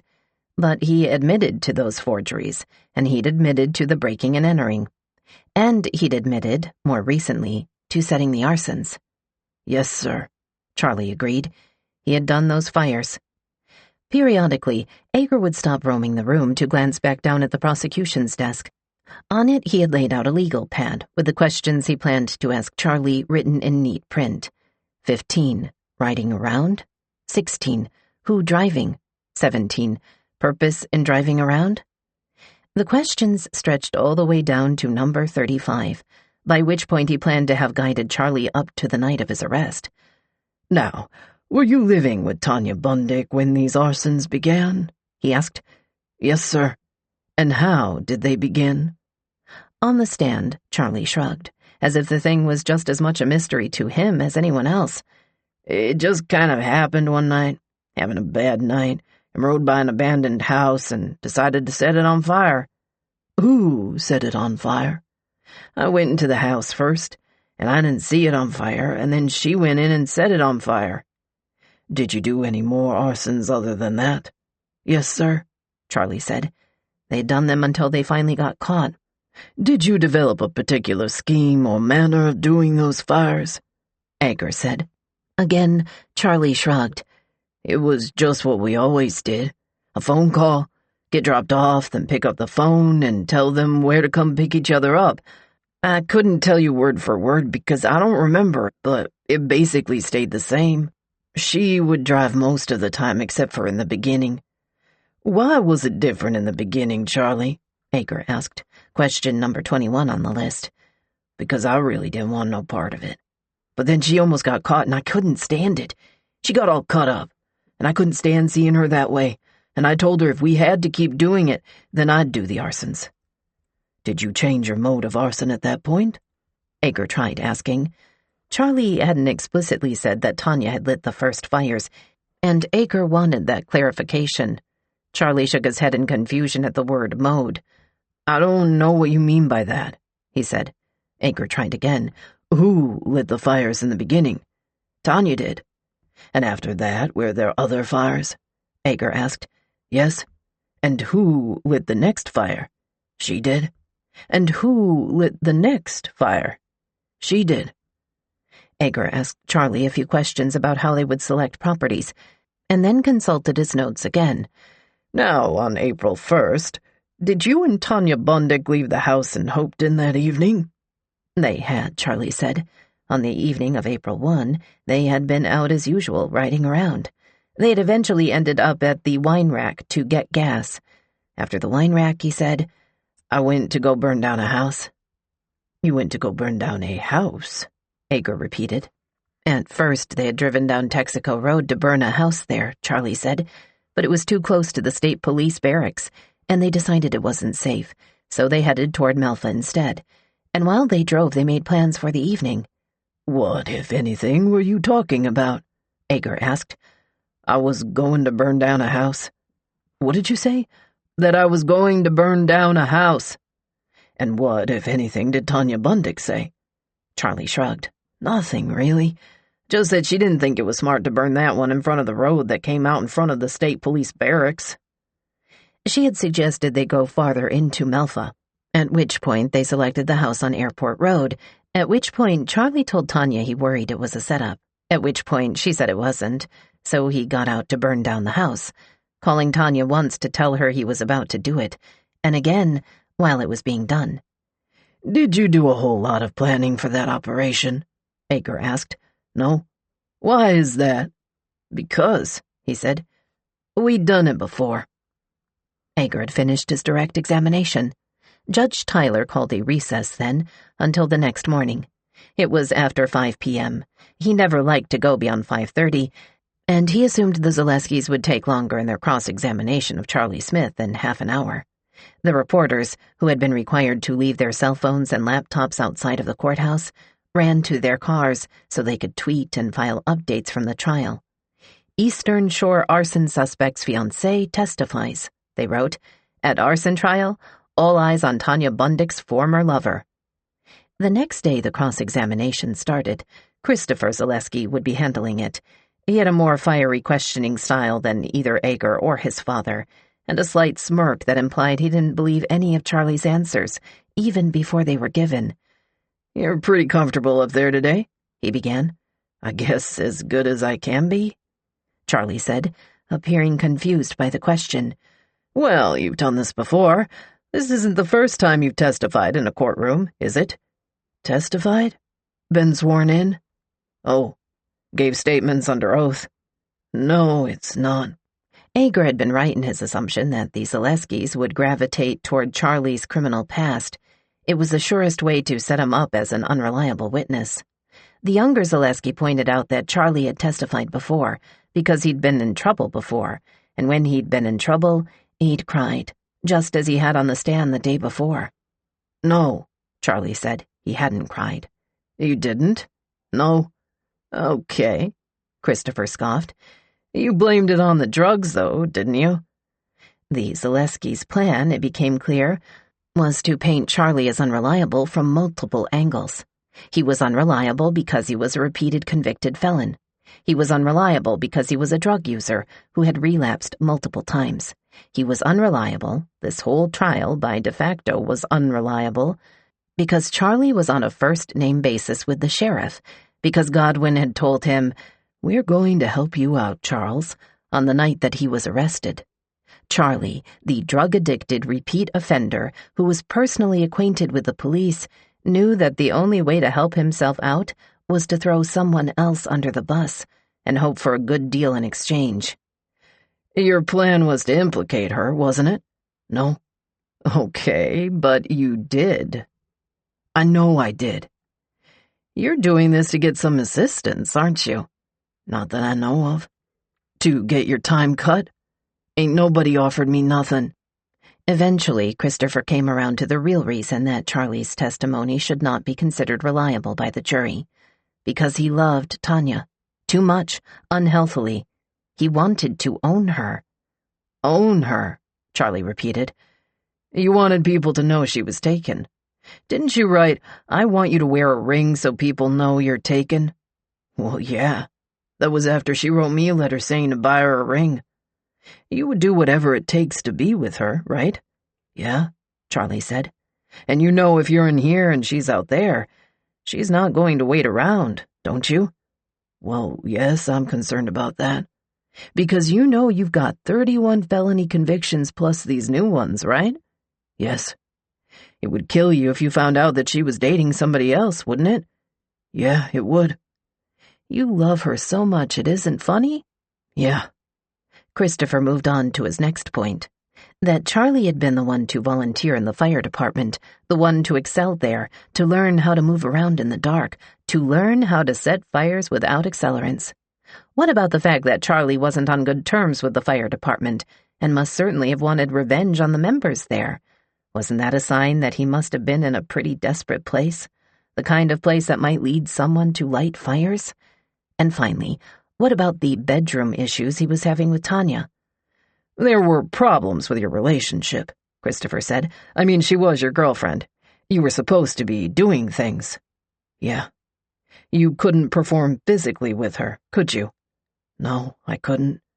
In fact, for 18 months leading up to this, and these are your words, he paused for effect, my dick stopped working. In the press gallery, journalists collectively picked up their pens, ready to capture the outburst that seemed sure to follow from Charlie. They'd read the transcripts of his confession and knew how mortified he seemed to be by the idea of other people knowing his bedroom problems.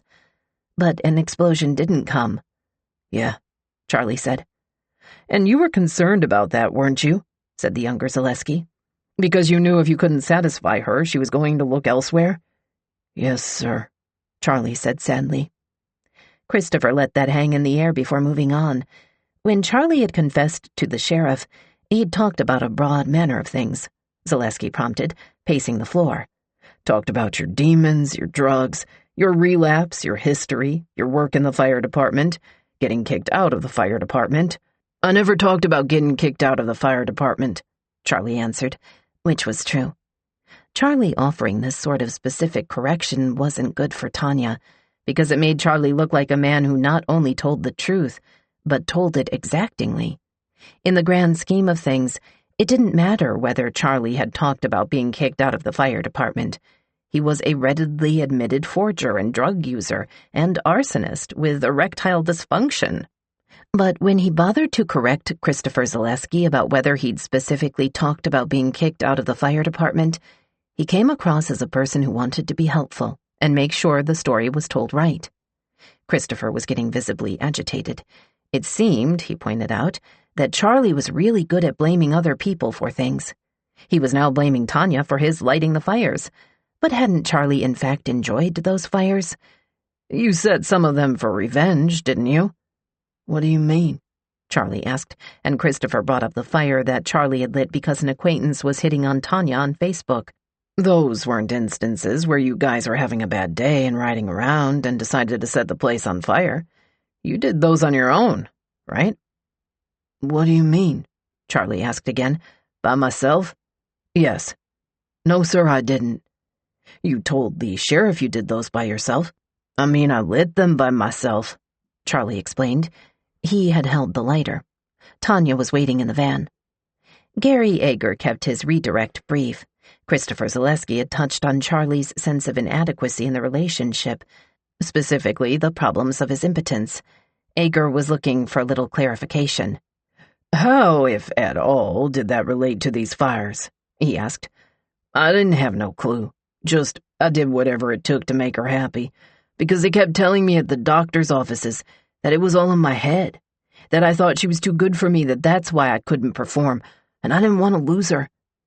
"Why would a fire improve a situation where you had no sex?" Ager asked. Alan Zaleski rose. "I object to that, Judge. Calls for speculation." "Sustained," the judge said. Chapter 25. They Came Out of Everywhere. It was Alan Zaleski's belief that when you had a client whose defense was that they were innocent, then you had nothing to lose by putting them on the stand. Tanya wanted to testify. She wanted to tell her story. On the second day of the trial, she got her chance. The courtroom was quiet as she was called to the stand. Even her walk was divisive. Some of the watchers in the gallery thought that her languid stroll was a sign that she considered herself to be above the proceedings, that she was treating the affair like a red carpet walk instead of a felony trial. Others saw not defiance but dignity, an admirable refusal to be dehumanized by the seediness of the situation. She reached the stand and slowly took a seat, a cat settling itself. Her voice in the courtroom was soft and lilting as she repeated her name to the bailiff. There was an air of gentility that people who hadn't heard her speak before weren't expecting. She was 40 years old, she told the elder Zaleski, Alan, as he began her questioning with basic biographical details. She was the mother of 2 children. She had lived with Charlie in a 3-bedroom, 1-bathroom house, and he had done auto body work, and she had been a certified nursing assistant until she left that job to take care of her son. She had been in jail from April to September of the previous year, and then she had made bail, and then she had been arrested again in December. Charlie always had bad self-esteem when they were together. It was like I constantly had to reassure him why I was with him, why I loved him, what I saw in him, she said. She'd known he had drug problems. That's why she'd asked him to take a drug test after they'd been dating a little while. She wanted to make sure he hadn't relapsed, because sometimes his actions were sporadic. She might call him and ask him to pick up a loaf of bread on the way home, and he'd get home and there would be no bread. That's what she meant by sporadic. He was forgetful. He acted funny. Ellen nodded thoughtfully to all of her responses, and then said he wanted to steer her attention to April 1. Did she remember that night? "I do," she said. It was the night she was arrested while driving Charlie's van, and Zaleski was careful to underscore that point, that Tanya owned 2 vehicles, but on the night of April 1, they weren't even in her car. They were in Charlie's van as they drove north to Maryland for a shopping trip. "We had left my house. I guess it was probably around 6 o'clock because I was going to go birthday shopping for my boys," she explained. "Their birthdays are going to be April 3rd and April 9. So I wanted to get their birthday gifts, so we'd gone to the Walmart in Pocomoke." Her sons wanted smartphones for their birthdays. The ones in the Walmart electronics department were more expensive than the $300 she'd allotted, so they tried a nearby GameStop and Family Dollar, and then they went back to Walmart, which had turned out to have the best deal after all. Before they checked out, she and Charlie decided they needed a few groceries. So when we got into the grocery section, mind you, I was buying the items that night. I was the one who had the money. And Charlie wanted a box of Steakums. And to make a long story short, when we would use his money to go to the grocery store, everything had to be bought as a meal. Everything had to be a meal. And he picked up these Steakums, and he said he wanted to get those, and he was going to take them home and fix them. And of course, I'm like, but you can't do that because everything has to be a meal. We're planning our money out. We have to get enough to make meals that will last. So we got in an argument over a box of Steakums. Tanya kept talking, and what she was talking about suddenly wasn't a story about the night that the fires stopped and her life changed in Accomack County. It had become a story about relationships, and those nights when the person you love is suddenly the person who irritates you most, and when Steakums grow to represent not a dinner choice, but the symbol of financial independence, and finally getting it together to move up in the world. Tanya's story was about a waning love affair, and the relentless struggle of being alive and working class in 2013. She made him put the Steakums back. She was touchy. He was touchy. They left the Walmart, Charlie driving, and they were supposed to stop to make a car payment at a nearby auto center, but Charlie didn't even stop the car. They got closer to their house, But then before they could turn onto their street, Charlie turned to her and asked her if she wanted to go down to a different Walmart. She thought maybe he wanted to get his own presents for her sons. He hadn't gotten anything for them at the other stores. So we went. We got back to my house before I wanted to check on the boys and make sure they were okay. Put the groceries away, and we proceeded to go down to the only Walmart. And when we got there, things still weren't right, Tanya said. She went to look in the underwear section, and he was right there, glued to her elbow, the way he used to be glued to her in her own clothing store, only this time it wasn't cute and it wasn't endearing. And I mean, I won't lie. I was a little irate with him, so I was like, do you have to be up in my ass while I'm looking at underwear? They left the second Walmart. They drove a while, stopped at the wine rack to get gas. Tanya told Charlie that he seemed like he was in a bad mood that night, and that he didn't want to be there with her. It had been a hard stretch of time for them, she said, with his mom passing away and business being rough. She offered him an out. She said, if things are too hard for you to deal with my sons, if things are too hard for you to deal with, just tell me. All you gotta do is walk. After they got gas, Charlie said he wanted to ride around for a while. A bit later, he stopped and peed and then asked Tanya if she could drive. She drove a little more, through the back roads of Melfa, and then he asked to stop and be let out again. She didn't bother to ask why. She was already pissed at him. She eventually doubled back and tried calling his cell, but he didn't pick up. And did he call you then? Ellen asked. He called me a little while later. All right. And what did he say? Well, at first when he picked up the phone, I didn't hear anything. It was just a lot of muffling, she said. It sounded like somebody was holding the phone in their pocket or something. But then what happened? And then he just told me. He said, come back and get me. When he first got out of the van, did he have anything in his hands? Ellen asked, angling at whether Tanya would have seen him carrying a lighter or anything that indicated what he was about to go do. No. When he got back in the van, did he have anything in his hands? No. And so then did he ever mention to you anything about, we've been caught, or anything like that? No. Did you see any other traffic on the road? I did not, Tanya said. Okay. So after he got back in the van, what happened? I got to the Melfa light, and a car came up behind me, and I had to stop because the light was red. And when I proceeded to make my left-hand turn when the light turned green, there was the cops. I mean, they came out of everywhere. She didn't know Charlie was going to light the fire. She didn't know he had lit any fires. She didn't know anything about the fires, she said. What she knew is that Charlie was the type of guy who acted sporadic, who would leave the house to pick up bread and then get to the grocery store and forget why he was there. She thought he might be back on drugs. Everybody knew Charlie had a drug problem.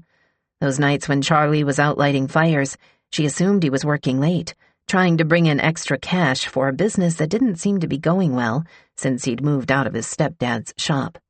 That's what she knew. Gary Aker approached his cross-examination with an air of disbelief. Now you're very articulate, he said. You speak very well. How much education do you have? I graduated high school, she said. And then Charles had low self-esteem. He always needed assurances, and you were his girlfriend. Yes.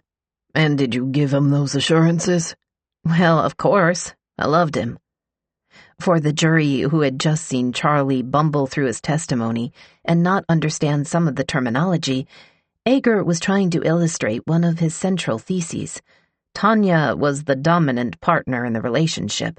Charlie depended on her for everything from a place to live to the building of his own self-esteem. He might have been the one caught with a lighter, but if there was an orchestrated plot behind these actions, it would have been orchestrated by Tanya. Ager tried to bring her to the concept of riding around that he had noted in her interrogation with Scott Wade. Hadn't she told Wade that she and Charlie went out riding around a few times a week? How was it possible that she wouldn't have been aware of Charlie's fire-starting proclivities if she was in the car with him so much? He brought up the prison phone calls, the fact that when she and Charlie talked on the phone while she was out on bond and he was in the county jail, she had made a point to say, "They're recording this." She hadn't wanted to discuss the case, she explained.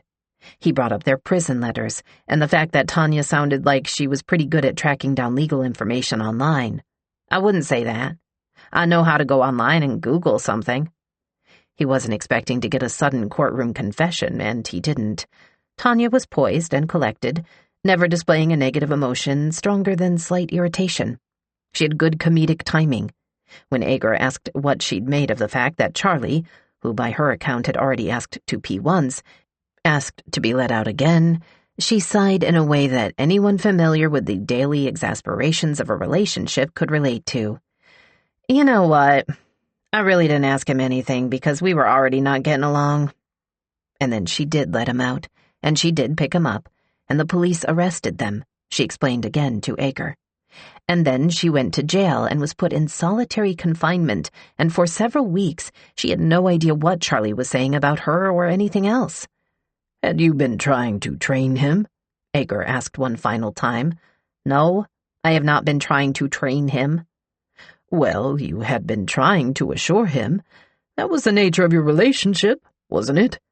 "If I could have trained him," she said, "I would have trained him 2 years ago, and we wouldn't even be sitting here."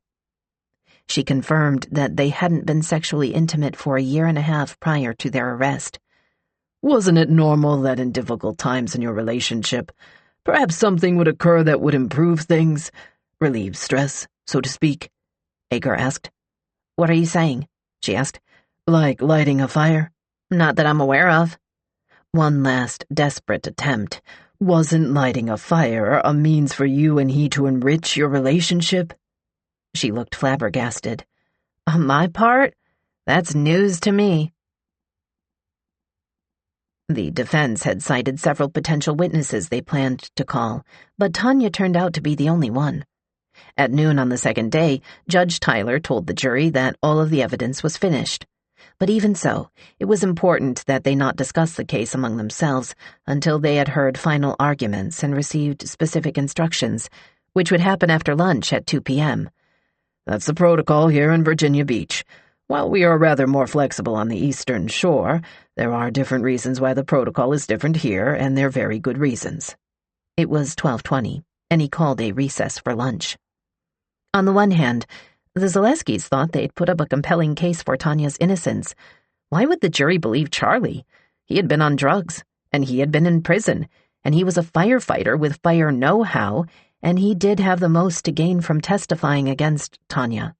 On the other hand, there were the phone records, which affirmed that he and Tanya had exchanged calls exactly at the time of the fire, at a location near the fire. And there was the fact that the van, driven by Tanya, had been spotted letting him out, and spotted picking him back up. Tanya had pleaded not guilty at the beginning of the trial the morning before. Now, the jury had sat through her testimony, Charlie's, and the findings of a cell phone expert and a raft of law enforcement and fire officials, and it was time for the defense to decide whether that plea had been wise. In the Commonwealth of Virginia, juries were responsible for not only determining guilt or innocence, but also for offering sentencing recommendations, which, in Alan Zalesky's experience, judges tended to ratify. But the sentences of juries were often harsher than what a judge would have determined. Lacking judicial experience, juries might think that if someone was guilty, they also deserved the maximum punishment. As soon as the jury left for deliberation, it would be too late for the defense team to do anything for Tanya except hope. But at the moment, it was still possible for Tanya to change her plea to guilty, which would put her sentencing back in the hands of Judge Tyler. Now, in a small meeting room in the Virginia Beach courthouse, that's what the attorneys began suggesting she should do. The defense team had misgivings about the trial's outcome. It wasn't that Tanya had done badly on the stand. She hadn't done badly at all. The trouble was that Charlie had done particularly well. Tanya's defense team worried that the jury had believed him for the same reason that Gary Agar had believed him, way back when he'd watched the confession tapes in his office the night after their arrest. Charlie must be telling the truth because he came across as a person lacking the creative faculties with which to lie. It was the intangible Charlie-ness of Charlie. Zalesky's gut feeling wasn't wrong. In the gallery, among the journalists and the other spectators, there was a prevailing sense that mostly Charlie seemed honest because Charlie seemed dumb. If Tanya could bring herself to change her plea, she wouldn't even have to admit guilt in order to do so. Virginia allowed an Alford plea, a plea that maintains factual innocence, but which acknowledges that the state has enough evidence to result in a likely conviction. In the plea's most famous pop culture moment, the men known as the West Memphis Three, a trio of teenagers who were convicted of killing 3 small boys based on evidence that amounted to satanic panic and a coerced confession, agreed to submit an Alford plea upon their prison releases. Historically, the plea was rooted in the case of a man named Henry Alford who, though he wanted to plead not guilty of murder, feared that a jury trial would find him guilty and result in his execution. The death penalty was the usual penalty for murder in his state, and there was considerable evidence against him.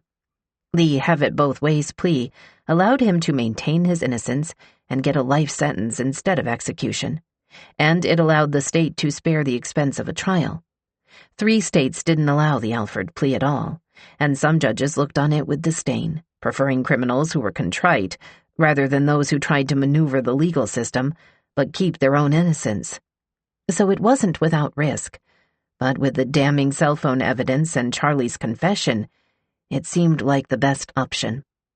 At about 12:45, just 20 minutes after the judge had recessed, and while some of the spectators were still across the street picking up lunch at the smoothie bar, Tyler called the court back to order. "The defendant is present with her counsel," he said to a half-empty room. "The Commonwealth's attorney is present. The jury is not in the courtroom." He nodded toward the defense table where Alan and Christopher Zaleski flanked Tanya, as they had from the beginning of the trial. "Mr. Zaleski?" Alan Zaleski rose. "Yes, Your Honor. The defendant would ask for the court's leave to change her plea at this point." "All right, sir. She will be given leave to change her plea." The judge said, "If the clerk would read the charges, she's ready to plead." The clerk stood and read the first charge, the one for conspiracy to commit arson. On or about April 1st, 2013, in the county of Accomack, Tanya Susan Bundick did unlawfully and feloniously conspire, confederate, or combine with another to maliciously burn or destroy by the use of explosive, in whole or in part, a building or structure having a value of over $200. For this offense, you are now to be tried. Are you guilty or not guilty? Guilty, Tanya said. The clerk read the second charge, the one for the actual burning. Guilty, Tanya said. Pleading guilty, even an Alford plea, meant that Tanya could be sentenced for up to 10 years in prison for each count, 20 years total. It meant that she waived her rights against self-incrimination and the right to defend herself, and that eventually she might be deprived of her privilege to drive or operate a motor vehicle as a result of conviction. She agreed to all of it. "Miss Bundick, if you'll please stand," he instructed, and she did. "On your pleas and on the evidence I've heard in the courtroom in the last 2 days, the court finds you guilty as charged." Judge Tyler told the bailiff that he wanted to bring the jury back in to explain to them what had happened, but that Tanya didn't have to be in the room for that. The jury filed back in, looking confused as Tyler explained their services would no longer be needed, which he expected they would receive with mixed emotions. It was a little unusual, he conceded in his teacherly way, but not so unusual as to be cause for alarm, and the jury should certainly feel confident that the legal system had unspooled in a proper manner. He asked if any of the jurors had any questions. Why did she change her plea? One wanted to know. Tyler responded that it wasn't for him to say. What sentence will she get? Asked another juror, and Tyler said that, while he would eventually be the one to make that decision, he wouldn't be making it for some time. And how will we know what happens? The same juror followed up. You will probably read about it in the newspaper, Tyler told her. I'm almost certain you will. Chapter 26. Moral Turpitude. The second trial, spectators believed, would be a bellwether for all of the other trials. The first one had been the Commonwealth's strongest case against Tanya. They had Charlie's testimony and the phone records, but most importantly, they had eyewitnesses watching Tanya drop off and pick up the confessed arsonist. The count at the second trial, Count 52 as it came to be known, was more nebulous. Count 52, at an abandoned migrant camp, had happened several weeks before Charlie and Tanya were caught, so there were no eyewitness accounts of her presence. If Tanya was found not guilty here, she would likely press on and keep trying her luck with the jury. If she was found guilty, on the other hand, then she might think about pleading out to the other charges. Gary Ager and Ellen Zaleski were in a game of legal chicken. The second trial looked much the same as the first, more cell phone experts testifying that there had been calls placed between the two phones at the time of the fire. More Charlie looking melancholy on the stand. More Accomack sheriff's deputies hanging out in the hallway, complaining about Virginia Beach traffic. Tanya's defense produced a new witness, a man named William Ashbrook, who had been Charlie's cellmate in jail. Ashbrook testified that Charlie told him about setting the fires, all by himself and without Tanya's help, by riding to and from the sites on his stepson's bicycle. Gary Ager responded by putting a giant county map on an easel and pointing out that the fire in question, set in an old labor camp, was 17 miles from Charlie and Tanya's house. Charlie, he scoffed, had pedaled there and back, 34 miles total, at night, down unlit roads, on a child's bicycle? Tanya was inscrutable again. It was tedious again. It was notable only for the following reason. In addition to William Ashbrook, Tanya's defense called one additional witness who had not been at the first trial. His name was Frank Dickerson. Ellen Zaleski asked him to the stand as a character witness for Tanya. He was identified as a minister. Dickerson was in his early 50s with a sandy goatee and a peacefulness to him associated with a man of the cloth, although Dickerson today was wearing a denim shirt. He had been ordained by the United Christian Church of America out of Tennessee, he testified. He'd lived on the Eastern Shore for 29 years, and he knew a number of people who lived there, including Tanya Bundick. The defense did not ask how he knew her. People in the gallery assumed she must have been a member of his congregation. Dickerson told the jury that Tanya's reputation in the community was that she was brutally honest. As for whether she was the kind of person who could commit arson, she's not that kind of person. It's not in her nature, he said. Gary Ager said that he had only a few questions for this witness. First, he wondered, was it possible that Frank Dickerson had ever gone by Fraser Francis Dickerson, Jr.? It was, Dickerson acknowledged, although it was rare for anyone to call him Fraser these days. Next, Ager wondered whether Dickerson had ever been convicted of a crime of moral turpitude, of lying, cheating, or stealing. Dickerson said he had not, but Ager pressed him. What about a time in 1998 that a Fraser Francis Dickerson had been convicted of a misdemeanor larceny? I thought that was changed to something else, Dickerson responded. Thrown out. He went on to explain. Before I was a minister, I had a bad drug problem, and I had a charge against me for taking a clock off the wall in our home, where my wife and I lived, and selling it to an antique dealer. That was more than a decade ago, though. He didn't think it would still be on his record. How often do you visit Tanya in jail? Ager asked. Almost every week. Almost every week, Ager repeated. Do you call her? We talk on the phone. How many times a week do you talk to her on the phone? 3 or 4 times a week? You pay for the calls that she makes to you? Yes, sir. And have you given presents to her children? Yes, sir. You're basically her boyfriend then, aren't you? The spectators in the courtroom rustled in their seats at the phrase, but if Dickerson was thrown off by the question, he didn't show it. Yes, sir, he said. He was basically like her boyfriend, as a matter of fact. And you've come here today as her character witness? Ager asked theatrically. But you didn't tell the jury you were her boyfriend when you came here to tell them what the community thought of her, did you? Nobody asked me until now, Dickerson said. The cross-examination of the Reverend didn't last much longer than that. It had accomplished 2 things. It had stipulated that the character witness had previously undisclosed emotional involvement. It didn't look good for Tanya that of all the people in the county, the only one they'd brought in to testify that she was a good person was one who was in love with her. The other thing it accomplished, of course, was publicly ending the love story between Charlie Smith and Tanya Bundick. Bundick has a new boyfriend, read the headline the next morning on the news site delmarvanow.com. Bundick trial begins, has new relationship, read another headline. Charlie and Tanya wouldn't be getting married in a November rain-themed ceremony, The reception at Shuckers with a guest list in the hundreds and hired security to keep out the riffraff. They wouldn't be getting married in a jailhouse, using rings procured by Charlie's sister, vowing to never testify against each other. Tanya was in love with somebody else. After breaking for lunch and deliberating for less than an hour, the jury returned with a verdict. Tanya was guilty. For that single charge, they recommended a sentence of 3.5 years.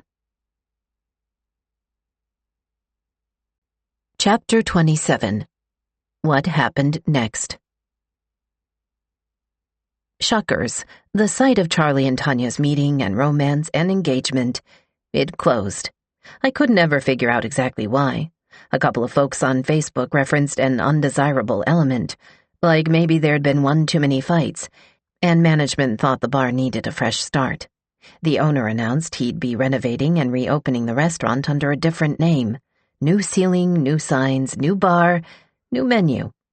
As it turned out, the last big hurrah that Shuckers would ever have under its original name happened on Halloween, 2012, 12 days before the arsons began.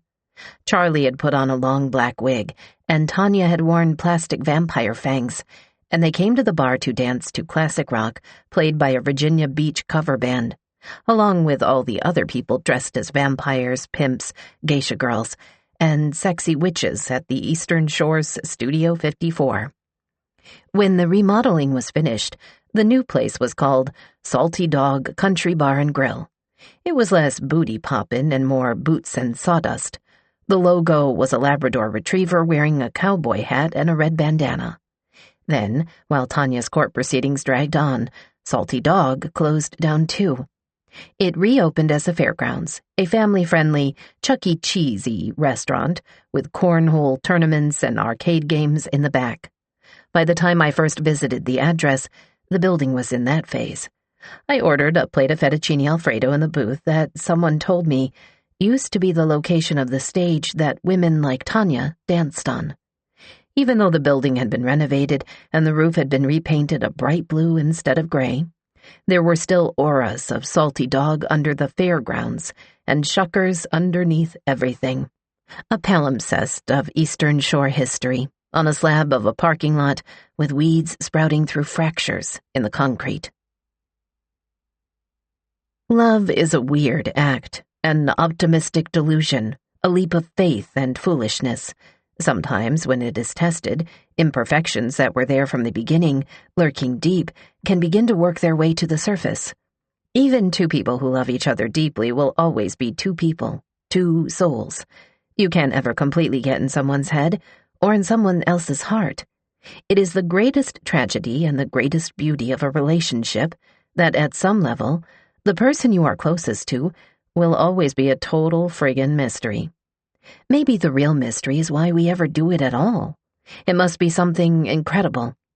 Charlie and Tanya together had felt, to Charlie at least, like an epic love story. But by the end it was a mess, and maybe it always had been. Did lighting fires save a struggling relationship, at least for a time? Or did those fires crush a relationship that might have otherwise had a chance, by sweeping two people up in something that was crazy, and that neither one of them would have done alone? The trouble with being the type of person who would do anything for love was that you would do anything for love. If Tanya had wanted to rob banks, Charlie might have bought a ski mask and a handgun. If Tanya had wanted to pickpocket strangers, he might have worked on his light fingers techniques. Tanya, according to Charlie's version of things, wanted to spray paint a bunch of buildings, and later she wanted to light a bunch more on fire, so that's what they did. And that's assuming Charlie was the one telling the truth. This was a love that had resulted in one of two scenarios. Either Charlie loved Tanya so much that he was willing to light a string of fires just to make her happy, or he loved her too much to allow her to go free while he went to prison. Either Tanya had trusted Charlie enough that she never suspected Charlie was lighting the fires while she was innocently at home, or she trusted him enough to believe he wouldn't tattle on her. And now he'd talked, and she hadn't, and she'd lost. Here was a county that had almost burned down. Here was that county moving on. All of these fires could have happened only in Accomack, a place with empty, abandoned buildings, prominently signaling a fall from prosperity. Where else was there so much emptiness, so many places for someone to sneak around undetected? Except that maybe it could have happened in Iowa, heart of the heartland, where rural citizenry had been decreasing for the past century. Maybe in southern Ohio, where emptying factories led to emptying towns. Maybe in eastern Oregon, where rural counties had aged themselves almost out of existence. Maybe it could have happened anywhere. By the numbers, Accomack could look like a desolate place to live. The Opportunity Index, a nonprofit measurement of 16 different indicators of success in every county in America, gives it a 43 out of 100. But numbers can be misleading. To residents, statistics could not account for the deep feeling of belonging that came from being able to find your surname in 300-year-old county records. They couldn't account for how clean the air felt and how orange the sun was setting over the Chesapeake Bay. How do you calculate fish fries in the backyard, kiddie pools in the front yard, and unfettered views of 1,000 stars in the night sky? So much of life is intangible, and places don't feel like they're disappearing to the people who are living there. I went to Accomack County, and I found endless metaphors for a dying county in a changing landscape. There were endless metaphors that went the opposite way, too. Rural life as a fairy tale, better than the rest of the country. The reality is probably somewhere in between. The people who lived in Accomack were happy to live in Accomack. It wasn't small, it was close-knit. It wasn't backward, it was simple. There weren't 100 things to do every night, but if you went to the one available thing, you were pretty much guaranteed to run into someone you knew. As economies change, as landscapes change, nostalgia is the only good America will never stop producing. We gorge on it ourselves, and we pass it down to generations. One afternoon in Accomack, I drove to the Barrier Islands Center, an old house, an almshouse actually, a place where the poor and the mentally ill used to be sent to live and labor, that had been converted to a museum exploring life on the old eastern shore. I watched a short documentary about Hog Island, a community off the coast that once had its own culture and its own traditions, but then was forced to disband when the waters got too high. The documentary was full of people nostalgically talking about how it no longer exists. The island had been unpopulated for 80 years by the time of the documentary's making, but the tone was still wistful, even though all of the living interviewees were people who had left the island as babies. But maybe rural America isn't dying so much as it's shuckering, adjusting, adapting, becoming something new, getting a new outdoor sign and adding jalapeno hush puppies to the menu. I'd like to think that. In the end, the grandest sweeping statement I can make about Accomack is this. There were buildings that burned down. Some of the buildings that burned down had meant something to people, and their burning was a tragedy. Some of the buildings that burned down were ugly and old. Nobody knew who they even belonged to and why they were still there. Those buildings weren't missed. A normal person wouldn't have burned them down, but the fact that Charlie and Tanya did, well, that wasn't the worst thing in the world either. And the people who really made the county, the firefighters and teachers and librarians and police officers, they were all still there. That mattered. 2 trials were over, and there were as many as 60 left to go. It seemed almost incredible to the residents of Accomack County that they could still be so far from completion. The houses that had burned down began to be reclaimed by the land, with grass and vines growing over the broken structures. Tanya hadn't broken. She hadn't asked for a plea deal, despite the guilty verdict with the second case. What she did do was fire Alan Zaleski. To whom it may concern, she wrote in neat cursive on a page of notebook paper addressed to the courthouse. I am writing to find out the proper procedure for having your public defender removed from your case. I don't find the legal advice I am given to be in my best interest. While Judge Tyler was considering her request, there was also the matter of her sentencing. Charlie still hadn't been sentenced. Tanya had received a sentencing recommendation from jurors in her second trial, in which she had been found guilty, but the judge needed to affirm those recommendations. He also had to sentence her for the first trial, in which she had submitted a last-minute Alford plea. On the morning of her sentencing, A brisk day in April 2014, over a year since her first arrest. Judge Tyler explained what he'd been thinking as he'd mulled over Tanya's punishment. It was true, the judge said, that sometimes the court gave more leniency to felons who had pleaded guilty. That was because a guilty plea, submitted ahead of time, relieved the Commonwealth of the burden and expense of a trial. Criminals were rewarded for that. But this is not what happened on this occasion, he said. Tanya had pleaded guilty only at the end of a costly and inconvenient trial. Because of this, he planned on following the method he'd established for sentencing over a long career on the bench. If he had a repeat offender in his court, "I just simply look at what their jail time was last time and double it," he explained. Therefore, because the previous jury had recommended a sentence of 3.5 years for the charge in which Tanya was found guilty, he would impose a sentence of 7 years for the one in which she'd submitted an Alford plea. He wanted the sentences to run consecutively. That meant the total times she would spend in prison for just 2 out of her 60-odd charges would be more than a decade. While Tanya stood impassively, not reacting at all to the judgment that had just been placed, Tyler said there was one more piece of business to deal with. Tanya had written a letter requesting a new attorney. Did she still want that? Yes, she said. Okay, then, he said. He would have a new attorney appointed for her, and that new attorney could take her through the rest of her trials. Elsewhere, as the court proceedings continued, a proposal to build 84 new chicken houses was brought forth to the county, and Accomack began debating its past and its future. Were big, modern farms the pathway to rebuilding the shore's financial success? Were they a temporary solution that would ruin the land? The county began planning town halls, to which hundreds of neighbors would come and listen to environmentalists and chicken executives and argue, and watch slideshow presentations debating the merits and downfalls of chicken poop. The Tasley Volunteer Fire Department, which had long ago come to the conclusion that it was time to upgrade from their old, out-of-date space, began searching for a plot of land on which to build a new station. Ultimately, they chose a lot right across from the now burned-down Whispering Pines Resort, big enough to hold a 3-bay modern station with modern equipment. Jeff Bell decided not to run for chief of the Tasley Department the following year. He knew people didn't blame him for the fires, but he was the guy whose roster Charlie had been on, and that knowledge weighed on him. There was some infighting in the station about which direction the department should go, and several members ended up leaving. One of those members was Brian Applegate. It didn't have anything to do with his brother, he told people. He was just looking for a change of scenery, so he started running with the company in Accomack. Of the Virginia State Police investigators who had worked the case, Scott Wade and Rob Barnes stayed in their same jobs with their same titles. Glenn Neal, who was deeply affected by the knowledge that the arsonist had been his friend, ended up leaving the investigative branch of the police. He went back to being a highway trooper. He was happier that way.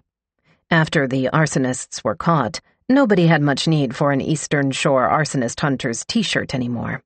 The ones that had already been purchased, sometimes people would still wear them while doing yard work or washing the car, but it wasn't with the same sense of civic pride as during the arsons.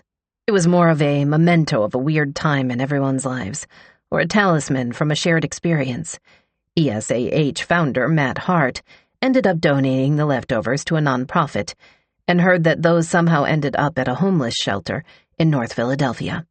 John Cromer, the police profiler who had questioned Tanya on the night of her arrest, would silently add her to the mental list of prisoners he hoped would one day talk to him about what they'd done and why they'd done it. He thought that he would learn a lot from her. Chapter 28. It's over. It ended. Of course it did. It finally did. And like a lot of things, by the time it actually ended, people were starting to become a little less aware of the fact that it was still going on at all. As the third trial approached, there was a sense of exhaustion, of gearing up all over again for another trial, where Tanya would say she didn't remember anything, and Charlie would say that in spite of the fact that he was testifying against this woman, he still loved her. Tanya's new attorney, a short-haired, no-nonsense woman from Virginia Beach named Janie Jocelyn, was not going down without a fight. At a motion hearing, she argued that the venue of the third trial should be changed yet again. "It's my opinion, Your Honor, that Virginia Beach is no longer an appropriate forum for any further trials of Miss Bundig in this matter," she said. The saturation of the crimes had now traveled miles across the Bay Bridge Tunnel. The arsons were just too famous. The judge denied that request, and so everyone suited up again, and on a Monday morning in early April of 2015, now 2 years after Tanya's arrest, everyone traveled to Virginia Beach again, and an expense rate that one local news outlet reported was costing the Commonwealth $3,000 a day just in motel and meal costs for all of the personnel required. Gary Ager checked into his hotel room at the mid-priced chain that all of the Commonwealth staff was staying in. Later, when interviewed about this, he couldn't remember exactly the order of what happened next. It was either late that Sunday or early the next morning, when he'd already put on a dark suit and a blue-striped tie and was about to drive to the courthouse, that he got a phone call. Tanya's new attorney. She was willing to arrange a deal. The trial was scheduled to begin at 9 a.m. For all of the previous trials and hearings, Judge Tyler had started exactly on time, with the courtroom open 15 or 20 minutes early for spectators to get seats. That Monday, the doors remained shut. Spectators arrived and tugged on the door a few times just to be sure. There were a diminished number of reporters compared with the previous trials, as news organizations decided they couldn't afford to keep sending staff to cover trials in which the pattern had become predictable. There were other crimes to follow, other weirdos. Accomack had its moment, but after a while, the whole thing went from exciting to just tiresome. Maybe Tanya had an even newer new boyfriend than the minister, people joked. Maybe he was getting ready to testify. Maybe he and Charlie had somehow run into each other and gotten into a fight. Finally, the doors were opened. Inside, the jury panel had not been seated. The air conditioning was working overtime. Tanya wore an orange prison jumpsuit, and by her side, instead of Alan Zaleski, was Jocelyn, a middle-aged woman in a navy pantsuit. Judge Tyler explained what had just happened.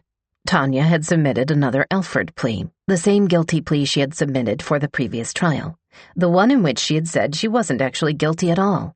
This time it was not for just one count, but for all of them, all 61 remaining counts of arson. "I think," Judge Tyler said from the bench, once he had ascertained that the plea had been entered into willingly by both parties, "this concludes the matter." The trials were over. In the end, nobody knew what made Tanya change her mind. Was she spooked by the previous verdict? Did she begin to see her situation as hopeless? Was she simply exhausted? Would she ever say? The journalists who had expected to have at least 2 hours of jury selection before they needed to begin taking notes in earnest or file web updates for their stories now realized that something big had happened. There was a sound of pens clicking as they tried to keep up. The plea deal arranged by Gary Ager and Tanya Bundig's attorney called for 7 additional years. Added to the sentencings from her previous 2 trials, the amount of time she would spend in prison would be 17.5 years. By the time she got out, she would have spent nearly a third of her own life in prison. Too old for short skirts and tube tops, too old to turn heads in the same way she had before this whole mess started. The bars she had gone to already didn't exist anymore. The sentencing worked out to around 3.5 months per fire. Jocelyn left the courtroom without commenting, walking briskly to her car and waving off the reporters who followed her with microphones and notepads. Gary Ager emerged from the courtroom and, in his deep, slow, rumbling voice, gave interview after interview to the reporters who had lined up for comment. "It's a long time in prison for her," he said to the first local news station, which put a microphone in his face and caught him in the hallway. "This was a horrendous crime that they committed over a long period of time, and now they need to spend a long period of time in the penitentiary because of what she did, and to prevent others from doing the same thing." The last part of his statement was, perhaps, superfluous. The chance of there being another person managing to do the same thing Tanya had just been convicted of, burning down a county, building by building, over half a year's time, was very, very small. 2 days after Tanya's sentence, Charlie would be sentenced to 15 years, a shorter sentence than hers, presumably because of his original confession and his cooperation throughout Tanya's trials. He'd already served 2 of the 15 years in the Accomack jail. By the time the sentencing came along, he was mostly just relieved that he would now get to be moved to a bigger facility, someplace with a better exercise yard and maybe a woodworking class and a cafeteria with more variety. He'd spend a lot of time practicing drawing tattoo art with a pen and paper, and he knew how to use a pen and a wire to ink prison tattoos. This, he knew, could be a lucrative business in prison, and he wondered if he might be able to get into it himself. Eventually, Charlie was moved from Accomack to a facility in Central Virginia. The day after the trial that wasn't, Carol Vaughn, the Eastern Shore news reporter who had been covering the trial, began her story with an opening paragraph that was only 2 words long. It's over. Unlike the early articles and Facebook posts, which gathered dozens and dozens of comments and reactions in the early days after the arrests, these got 1 or 2, plus a handful of weary likes, from people who couldn't be bothered with any more of a reaction. Good, wrote one commenter on an article published by the local public radio station.